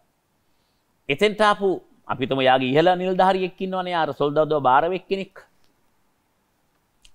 එයාට මං කිව්වා මගේ ඇම්ප් එකේ මේ ක්ලාස් යන ගමන් මං කිව්වා මම සන්නස් කළ ගම්පාපාන්ත. සර් දන්නවනේ කියලා මේ මෙයාව යවන්න කියලා ඉහළ නිලධාරියා කිව්වා. කිව්වහම ඊට පස්සේ ඉහළ නිලධාරියා ගියා. ගියාම අර මාව මුලින් චෙක් කරපු තරුණයා ඉන්නේ. එයා මගෙන් අහනවා සර් මේ කොයි හරියද? ඌ ප්ලාන් කරලා ගියාට අතන ඌ දන්නේ බත්තර මුල්ලද කොළඹ හතරද මේ වෙල්යායවල් ගොඩාක් එක මේ දාලා තියෙන අනුරාධපුරයේද මහවැලි එච් කලාපයේද කියලා දන්නේ නැහැ අර මිනිහා. පව්. ඌ දාලා ගිහිල්ලා මගෙන් අහනවා මේ කොය හරියද? මං කිව්වා මෙතනින් එහා මහරගම අතන නුගේගොඩ මේ අර මෙතනින් ඔය පැන්නම් පුතා තව චුට්ටක් පැන්නම් පාර්ලිමේන්තුව පේනවා කියලා. එයා මට කියනවා සර් මට ලියුමක් තියෙනවා ගෙදෙට්ට දාන්න අම්මට. සර්ට පුළුවන් ද මේ ලියුම තැපැල් කරන්න. ලියුමක්. මං කිව්වා මං තැපැල් කරන්නම් කියලා. ගත්තාම ඒකේ අවසානයේ තියෙනවා හොරවුපතාන රැකියාවක් නැති හින්දා රණවිරුවන් කියලා ගොනාට ඇඳුවා තමයි වෙන කතන්දරයක්. රැකියාවක් නැති හින්දා හොරවුපතානේ තරුණේ සොල්දාදුවෙක් වෙලා ගොදුරු වලට තැන් තැන් වලට ගිහින් දැම්මහම දන්නේ නැහැ මේ දැන් රස්සාව කරන්නේ මොන දිස්ත්‍රික්කෙද මොන මායිමේද කොයිද කියලා. ලංකාවේද ඉන්දියාවේවත් දන්නේ නැහැ. ඇම්ප් එක මොකද්ද කියලා දන්නේ නැහැ. මාව චෙක් කරලා යා බය වුණා. ඊළඳ හරිය අඳුරනවා යම් ප්‍රමාණයක් මට කො යන්න කියලා. සර් මේ කොය හරියද? මං කම මේ අතන පාර්ලිමේන්තුව තියෙන මේ තලවතුගොඩ හරිය. එයා තලවතුගොඩ දන්නේ නැහැ. එයා මාදිවල දන්නේ නැහැ එයා. ලියුමක් තියෙනවා දාන්න පුළුවන්. මං කව දෙන්න මං දාන්නම් කියලා. ඒලාට හිතිච්ච එක මං දැන් කියන්නම්. ওই විදිහටම යාපනයේ යුද්ධ කාලේ තැන් තැන් වල ගිහින් දැහලා දාපු අය කී දෙනෙක් මැරෙන්නේ නැද්ද? එදා භූමිය දන්නවද? භූමිය අඳුරනවද? ගොදුරු තමයි. ගොදුරු බිමට දානවා. දාන්නේ ගොනාට අන්දලා. තරුණයාක කියන ලස්සන රැකියාව වෙන. ළඟම ඇති පොලිසියට දුවන්නේ වම් පැත්තෙන්ද දකුණු පැත්තෙන්ද යන්නවත් නොදන්නා සිරිදාසට හදිසියක් වුණොත් සිරිදාසට තමා ආරක්ෂක බටුවේ සිටින බව පිළිගන්න සෑහෙන වේලාවක් ගත විය. සිරිදාස සෑහෙතුවා මම සිකියුරිටි මං ආරක්ෂක බටුවෙක් කියලා හිතන්න වෙලා ගියා. මොකද යන්නේ වමටද දකුණටවත් දන්නේ නැහැ මෙතන ඉඳන්. තමාගේ ආරක්ෂාව යටතට පත්වී ඇති බංගලාවේ මිනිසුන් ජීවත් වන බවට තේරුම් ගියේ තවත් පැය කිහිපයක් ලෑලි කූඩුවේ ගත කළාට පසුය. සිකියුරිටි ඔය ගේට් වරිනවා.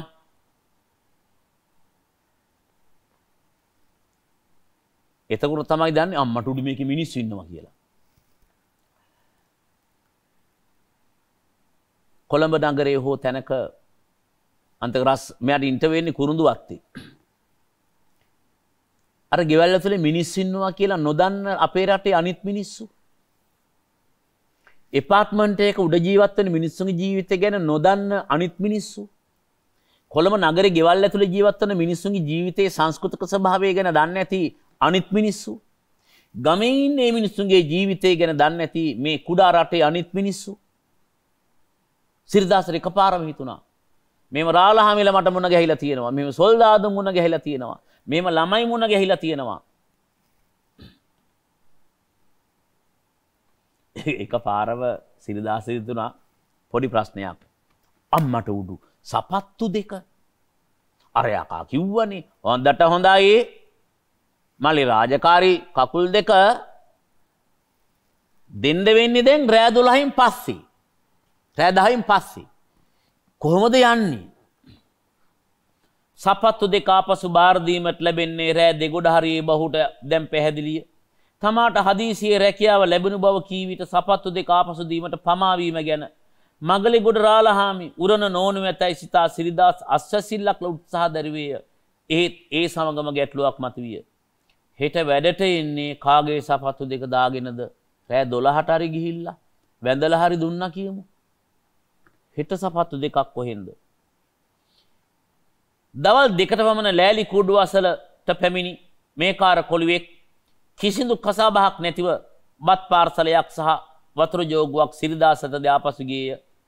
සියල්ල අද්භූත ජනක නොවේදයි සිරිදාසට නැවත සිතුණා. හරි අද්භූත ජනකයි. කෑම් පැකට් එකක් ආවා, වතුර එකක් ආවා. මේකේ තියෙන පසුවි පරිප්පුයිද දන්නේ නැහැ. මේක සිංහල බෞද්ධ රටක්නේ.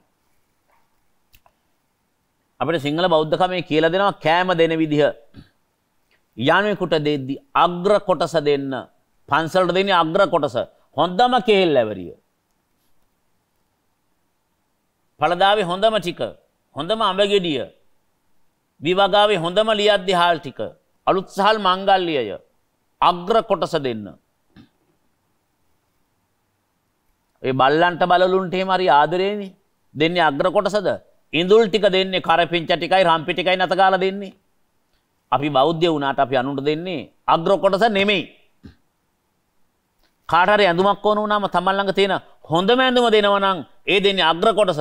දෙද්දි කියනවා අඳින්න බැරි එක, ඇඳලා ඉවර වෙච්ච එක, ඉරිච් එක, ස්ටයිල් එක පරණ එක දෙන්නේ. අග්‍ර කොටස දෙන්නේ. තමන්ගේ කෑමකේ අග්‍ර කොටස හංග ගන්නවා දෙන්නේ. ඒව නොවන කොටස දෙනවා. දෙද්දි කියලා දෙන්නේ. ඊයා අම්මා කංකුන් දාලා මගේ බල්ලවත් කන්නේ උඹට දෙන්නම්. ළඟේ කාට දානවා. බල්ලවත් කන්නේ නැති එක ළඟේ කාට දානවා දැන් තෝකාපිය කියලා. අග්‍ර කොටස දෙන්නේ කියනවත් එක්කම බලු බෙට්ටක් වාගේ ප්‍රතික්ෂේප පොරප එකක් පිඟානකට දානවාද හත් දෙයියනේ මිනිස්සෙක් නම්. ඊයා ඈයා මං කන්නේ අම්මා දාලා. ඔයාලට දෙන්නම්. තොගේම දානවා. දැන් කාපන්කො ළඟ එක. අග්‍ර කොටස දෙන්නේ නැහැ. බුද්ධ ආගම රිවර්ස් එකේ ගිහිලා තියෙන්නේ. සිකියුරිටියට වෙන්න කෑමේ. අහලා බලන්න කියලා හම්බුණා මොනවද ඔය කෑමේකේ තියෙන්නේ කියලා.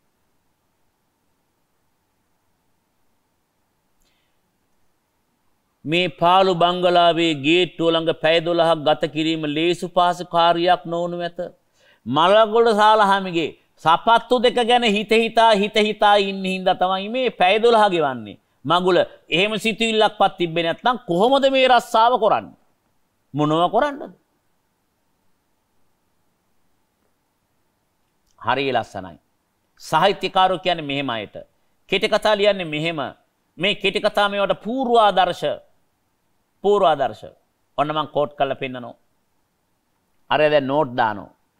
සිරිදාස. දවල් 2ට පමණ කෑම ලැබුණා. ඊළඟ නෝට් එක. හරියටම සවස 6:30ට පමණ කළු පාට කාර් එකක් බංගලාවට ආවා. සිද්ධ වෙනවා ලියන්න කිව්වනේ. හරියටම රාත්‍රී 10 ඩිරෙක්ටරේ වාහනය බංගලාවේ ගේට් ඉදිරියට පැමිණියේය. මං කියන්නේ ෆිල්ම් එකක් කරනවා නම් මේ වගේ ස්ක්‍රිප්ට් එක මෙයා ලියලා තියෙන්නේ. ටික් ගාලා කට් වෙනවා බලන්න ෂොට් එක. ඒවා. දවල් 2ට පමණ කෑම ලැබුණා. සවස 6:30ට පමණ කළු පාට කාර් එකක් බංගලාවට ආවා. ක්‍රීන් බංගලාවට ආවා. වාහනයක් නැවැත්තුවා. අර ඩිරෙක්ටර් ඩියුටි වරයි. දැන් යන්න පුළුවන් කාටද? සිරිදාසට. නැවැත්තුවා වාහනේ. ඩිරෙක්ටර් කියනවා මෙහෙම. රෑ ඩියුටි බාර ගන්න මිනිහ ඇවිත් නැහැ. හෙට උදේ 6 වෙනකන් සිරිදාස් දිගටම ඕවර් ටයිම් කරන්න. තේරුණාද?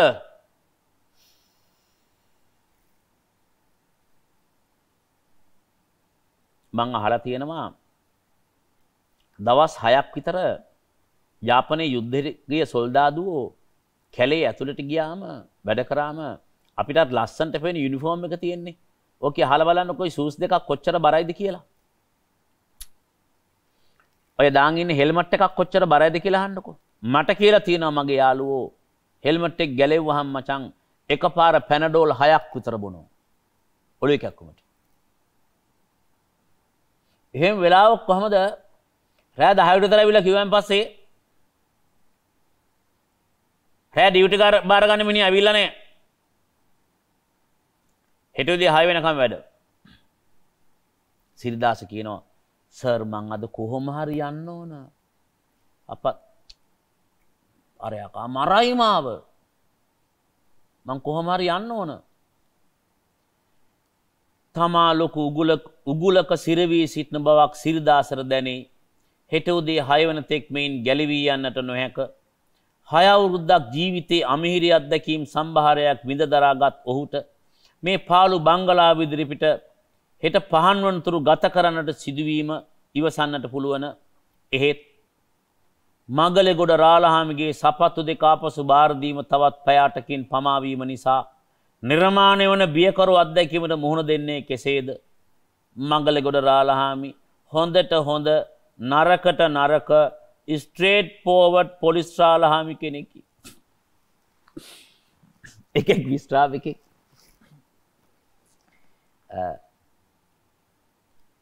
මේ වැඩසටහන අහගෙන ඉන්න කවුරු හරි හිතනවා නම් එහෙම මේ තමයි ලංකාවේ මනුස්ස ජීවිතය කියලා මට වාක්‍යයක් කියන්න වෙනවා.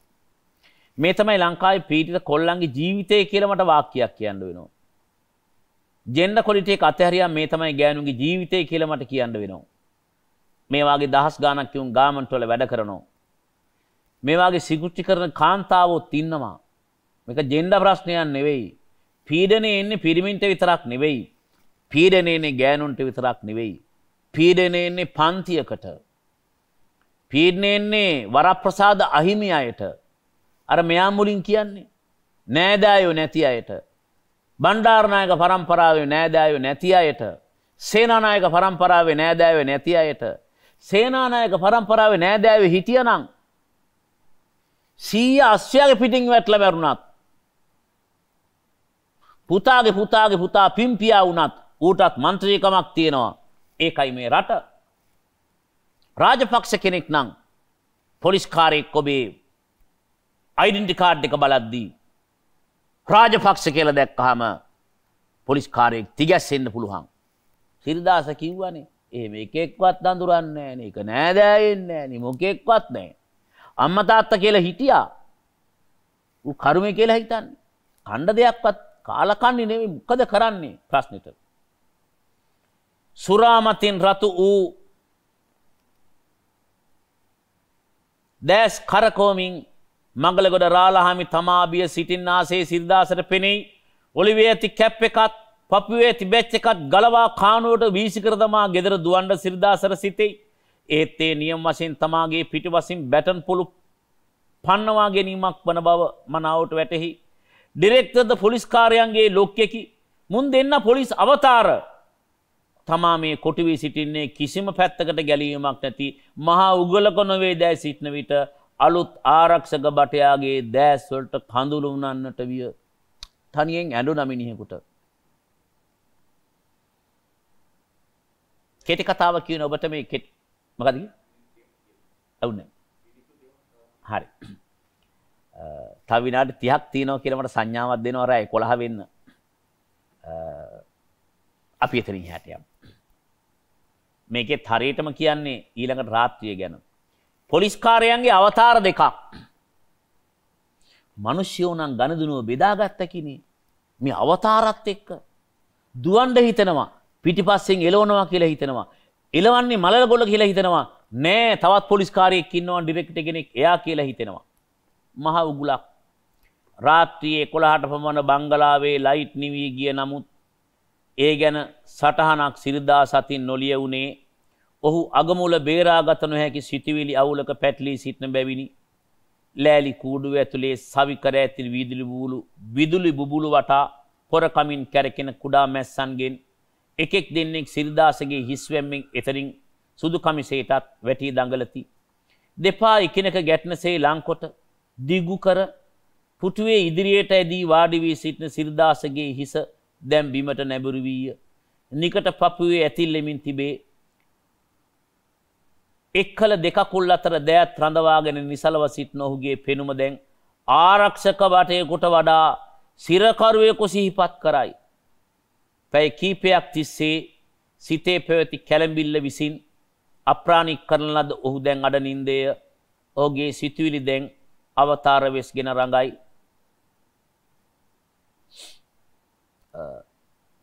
පීඩනේ ඇවිල්ලා දැන් නිකන් ඔය මනසට අරගෙන බලන්නකෝ ඔය කෙටි කතාවේ සිරිදාස කලින් දවසේ උදේ ඉඳන් ඔය පත්තින් ලිපි ආවහම කුරුඳු අත්තට එන්න කියලා යා ලොකු මහන්සියක් ඒක මාර මානසික වෙහෙසක්නේ. අවසානයේ පාරයිනේ මෙහෙම බලන් ඉන්නවනේ හැන්දෑව වෙනකන් වැඩ ඇරලා එන මිනිස්සු දිහා. මූණ බැලුවහම කළු සපත් දෙකක් නැහැනේ. ඒත් මේ කළු සපත්තු දෙකත් එක්ක තමයි මේ අන්තිම කළු සපත්තු කියන එක සංකේතාර්ථයිනේ. විශේෂයෙන් බ්ලැක් ෂූස් නේ වෙන කෑල්ලක් එක. කළු සපත් දෙකක් නැහැනේ. එයා ඒක හොයාගන්න ඉච්ච මහන්සිය. එහෙම ඇවිල්ලා ආපු දවසම රස්සාව හම්බ වෙනවා. මිනිහෙකුට සම්මුඛ පරීක්ෂණයට ගිය ගමන් රස්සාවක් ලැබීම රැකියාවට සමත් වීම සතුටක් නේ. ඒ වෙනුවෙන් සිරිදාසරේනේ ශෝකයක් නේ පීඩාවක් නේ.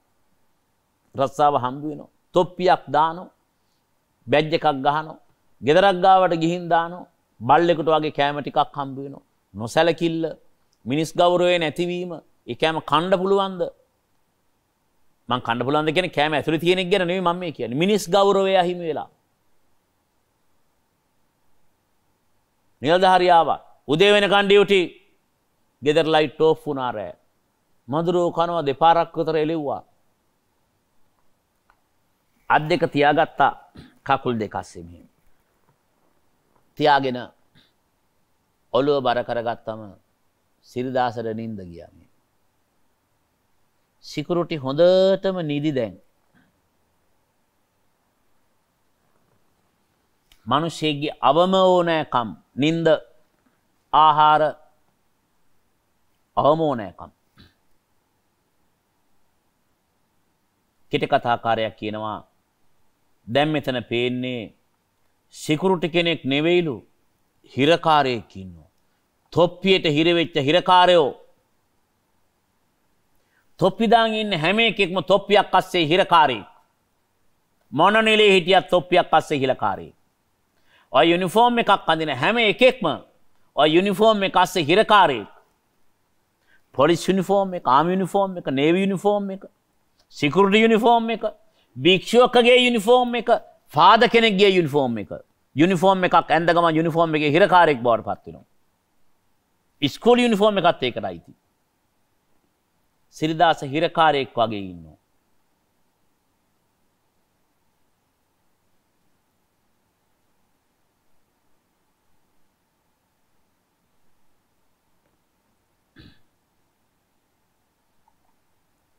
විශාල නිහඬතාවයක් කෙනෙකුට කියනවා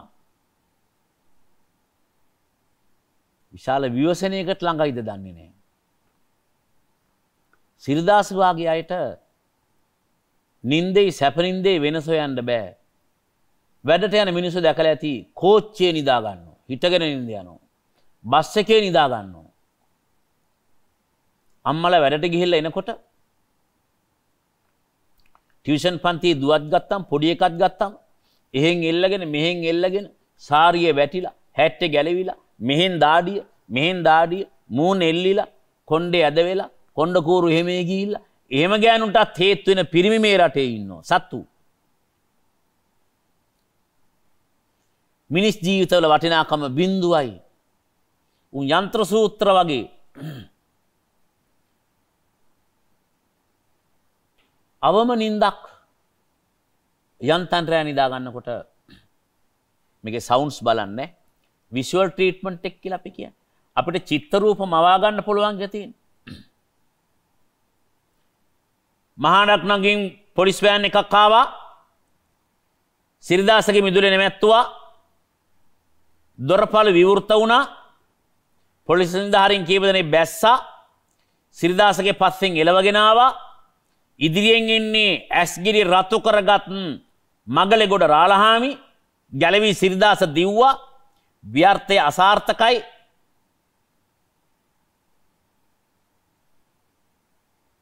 හේතුව දුවන්න බැරි වුණ වේගෙන් ව්‍යර්ථ වන්නේ පයලා සිටින බරසපත්තු දෙක ඔසවාගෙන දුවන් තරම් ශක්තියක් නැතිවීමය. අනුන්ගේ සපත්තු දාගත්තම දුවන්න අමාරුයි. දුවන්න බැරි වුණා.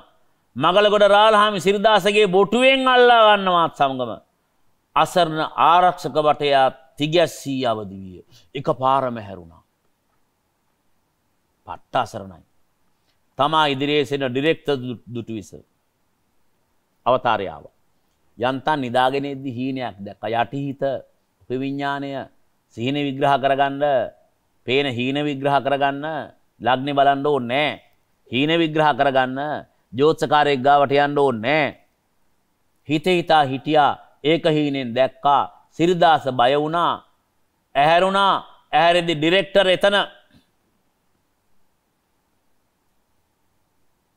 මෙහෙම් බලනකොට අනේ තොප්පිය නෑ. නිදාගෙන ඉන්නකොට අර තක්කඩියා, අර වෘකයා, අර විශ්‍රාමිකයා පැතලි චරිතයක් වූ උගේ එක හොඳක්වත් මෙහෙම පේන්නේ. පැතලි චරිතයක් හදනවා. ඒක හදන්නෙම සිරිදාසගේ චරිතය මතු කරගන්න ලේසි. සිරිදාස මෙතන අපිට මිනිස්සෙක් විදිහටම ගොඩනගන්න, මෙයා බොහොම යහපත් කෙනෙක් වුණා නම් ගොඩනගන්න බෑ සිරිදාසව. තමිල් ෆිල්ම් එකක් කරන් බලන්න. මලයාලම් ෆිල්ම් එකක් බලන්න. හින්දි ෆිල්ම් එකක් බලන්න. වීරය හදන්න නම් ඉස්සලා දුෂ්ටය හදලා ඉන්න ඕන. දුෂ්ටය හදන්න වීරයා මෙහෙම ගොඩ එනවා. වීරේ කමුතියෙන් හදන්න ඕනේ නැහැ. දුෂ්ටය හදුවම වීරය හැදෙනවා. ඒ නිසා මෙතන ඩිරෙක්ටර් මෙහෙම දුෂ්ටය හදනවා. පොලිස්කාරයා දුෂ්ටය හදනවා. හරි. වෘත්තීය සමිතිය වල වැඩ කරලා, දවස පත්තරෙත් වැඩ කරලා, දේශපාලන ක්‍රියාමාර්ග අරගෙන නව සම සමාජ පක්ෂයේ වැඩ කරලා, ඒකේ මධ්‍යමකාර ස්වභාවය ඉඳලා එක ඡන්දකින් මධ්‍යමකාර ස්වභාවයෙන් එළවලා රැකියා අහිමි වෙලා හිටපු ජයතිලක කම්මැල්ල වීරට මේ දෘෂ්ටය පේන එක මං කියන්නේ හරි කියලා ලේඛකයාට. එයාට මේ දෘෂ්ටය පේනවා. කැප් එක අරගෙන උදේ 6ට ඩිරෙක්ටර් ආපසු සිරිදාස වෙතට එන විටත් ඔහුගේ මනස ප්‍රකෘතත්වයට පත් වී තිබුණේ නැත. රැකියාවට පැමිණි මුල් දවසේම නිදා ගැනීම නිසා තමාගේ සේවය අවසන් කරන බව සිරිදාසට කෙටියෙන් පැහැදිලි කර දෙන ලදී. පිත්තල ලාංඡනයේ ගලවාගත් ඩිරෙක්ටර් සිරිදාසට රුපියල් 25ක් දුන්නේ පැය 20ක සේවය වෙනුවෙනි. පැයට රුපියලයි.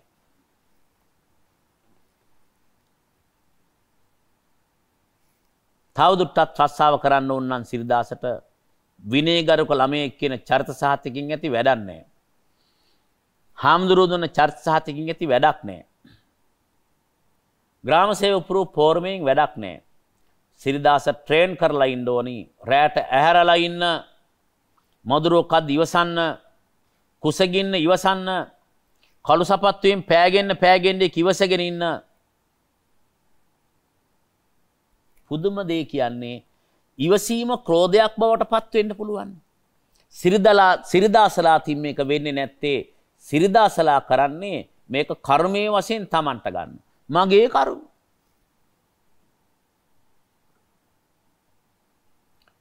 ඊයේ උදේ රැකියාව ලැබුණු වේලේ හිතට දැනුණු සහනයෙන්ෙන් 20 ගුණයක වැඩි සහනදායී හැඟීමක් සිරිදාසට දැන් දැනේ. දෙපායේ ලාසිරි සපත්තු දෙක ගලවා අතරගත් ඔහු ටික දුරක් ඉක්මනින් ගමන් කර බස් රථයක එල්ලී ගත්තේය. සැහැල්ලු සිතින් ඔහු මේ යන්නේ මගලගොඩ රාලහාමිගේ සපත්තු දෙක බාර දීමට. මේ වගුල මේ කෙටි කතාවේ ලස්සනම දේ තමයි දැන් රැකියාවක් නැති වුනහම නෙවෙයි මේ තරුණයා සතුටු වෙන්නේ. රැකියාව නැති වුනහම. සතුටාවේ රැකියාව ලැබුණම නෙමෙයි. රැකියාව අහිමි වුණාම. හරි.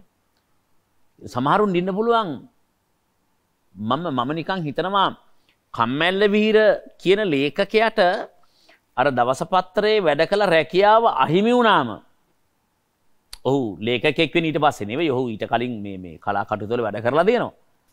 ඔහු පුවත්පත්වල ලියලා තියෙනවා. වෘත්ති සමිතියේ බොහෝ ලිපි ලේඛනවල ඔහු මේ ලියලා තියෙනවා. මම කියන්නේ ලේඛකෙක් උනේ මේකෙන් පස්සේ නෙමෙයි. හැබැයි කළු සපත්තු ගල කෙටි කතා පොතක් ලියන්න. නේ? පොඩි පොසිටිව් එකක් හැදෙනවා. Tamanගේ අනන්‍යතාවයක් හදාගන්න මිනිහෙක්. අර ෆ්‍රේම්ස් යට ඉන්න බෑ. තොප්පියට ඉන්න බෑ. ලාංඡනයට ඉන්න බෑ. හිස්සු හිස්වලට හිස්සසුම් ගල්වල වැඩක් නෑ. ඔළුව හිස්නම් ඒ හිස් වෙච්ච හිස්වලට හිස්වසුම් වලින් ඇති වැඩක් නෑ. හරි. මේ කෙටි කතාවේ ලංකාවේ තාරුණ්‍ය පිළිබඳව දේශපාලන කියවීමක් තියෙනවා. ලංකාවේ රැකියා වියුක්තිය පිළිබඳව සමාජ කියවීමක් තියෙනවා. ලංකාවේ ඒ පන්තියේ පීඩාවට පත් කිරීම පිළිබඳව කියවීමක් තියෙනවා.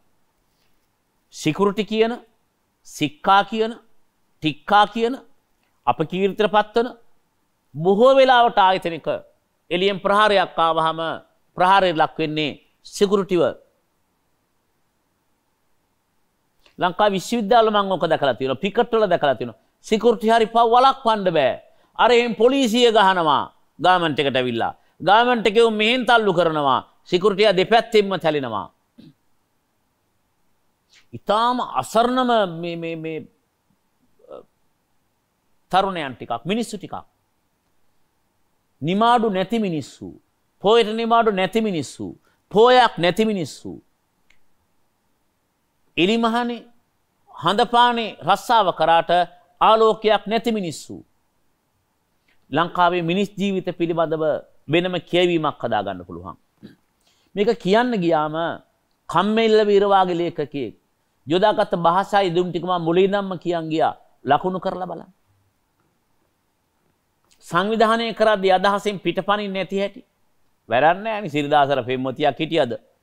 සිරිදාස සමරිසියෙක්ද? සිරිදාසට 25ද 35ද 45ද? සිරිදාසගේ ගම බොරැල්ලද? මුකුත් නැහැ. මේක ඕන ගමක සිද්ධ වෙන්න පුළුවන්. ඕන ජාතියක සිද්ධ වෙන්න පුළුවන්. ඕන කුලයක මිනිහෙකුට සිද්ධ වෙන්න පුළුවන්. මේක මිනිස් ප්‍රශ්නයක්. මේක යාපනයේ කොල්ලන්ගේ ප්‍රශ්නයක් නෙවෙයි. මඩකලපුවේ කොල්ලන්ගේ ප්‍රශ්නයක් නෙවෙයි. නුවරලියේ කොල්ලන්ගේ ප්‍රශ්නයක් නෙවෙයි. බදුල්ලේ කොල්ලන්ගේ ප්‍රශ්නයක් නෙවෙයි. නෑ. මේ හැම කොල්ලන්ගේම ප්‍රශ්නයක්. මේක කොල්ලන්ගේ ප්‍රශ්නයක්ද? නෑ. මේක කෙල්ලන්ගේ ප්‍රශ්නයක්. මේක මේ තරුණයන්ට ප්‍රශ්නයක්ද? නෑ. මේ රටේ මිනිස්සුන්ට තියෙන ප්‍රශ්නයක්. ඒ නිසා කෙටි කතාව අර සංකේතීය කරගෙන ධාරණාව ඒකත්වෙන් ගියාම අපිට කෙටි කතාව සම්බන්ධව වෙන හැඩයක ਵਿਚාරයක් ලියා ගන්න පුළුවන්. මගේ අදහසයි මා මේ දල වශයෙන් සාකච්ඡා කරේ පැය දෙකකට ආසන්න කාලයක්. මේක පරිපූර්ණ ਵਿਚාරයක් නොවෙන්න පුළුවන්. ඒක පරිපූර්ණ මිනිස්සු ලෝකේ නැහැ. පරිපූර්ණ ਵਿਚාර කියලා જાතියකුත් නැහැ. මං කියේ මගේ අදහස. මේකට ඔබේ අදහසත් එකතු කරලා මේකට ਵਿਚාරය ලියන ඒ ලේඛකයාගේ අදහසත් එකතු වුණාම මේ දෙක තුනම එකතු කරගත්තම ඔබට ਵਿਚාරයක් ලියන්න පුළුවන්. ඔබ ਵਿਚාරයක් ලියව ඔබට විභාගේ පාස් වෙන්න පුළුවන්. සමහරලාට මේක අහගෙන ඉඳලා ඔබ කෙටි කතා ලියන්න පටන් ගන්න පුළුවන්. තමන්ගේ හිත ඇතුලේ හැංගිලා තියෙන මොන හරි ප්‍රතිභා ලක්ෂණයක් මතු කර ගන්න පුළුවන්. ඒතකොට අපි කියනවා පොඩි පොසිටිව් එකක් ඔළුවට එනවා. විභාගේ බය නැති වෙනවා. හරි. මේ කිව්ව ටික විතරක් ලියාගෙන ගියත් මම හිතන්නේ කෙටි කතාව සම්බන්ධව හොඳ ਵਿਚාරයක් ලියා ගන්න පුළුවන් කමක් තියෙනවා කියලා. මම මේ කෙටි කතා සහ කවි රස ආස්වාදන කරද්දී කාලය මැනගන්නේ ඒ පාඩම යම් ප්‍රමාණයක් ඉවර වුණාම තව ඉඩක් තිබ්බහම අපිට පුළුවන් නැවත මේක කියව ගන්න. අනාගතයේ කරන පාඩම් වල අඩු ගානේ කවියවත් කෙටි කතාවවත් කලින් කියව ගන්න. දැන් උසස් පෙළ කරන අය නම් පොත ළඟ තියෙන හින්දා මම පාඩම් පටන් ගන්නවකම ටක් ගාලා පොත අරන් පටන් ගන්නවනේ. රාත්‍රියේ පාඩම ටිකක් මම හිතන්නේ රසවත් වැඩක් කියලා. thank you මෙච්චර රැඳී හිටියට. තව චූටි වෙලාවක් තියෙනවා. කමක් නැහැ. එහෙනම් good night. සුබ රාත්‍රියක්.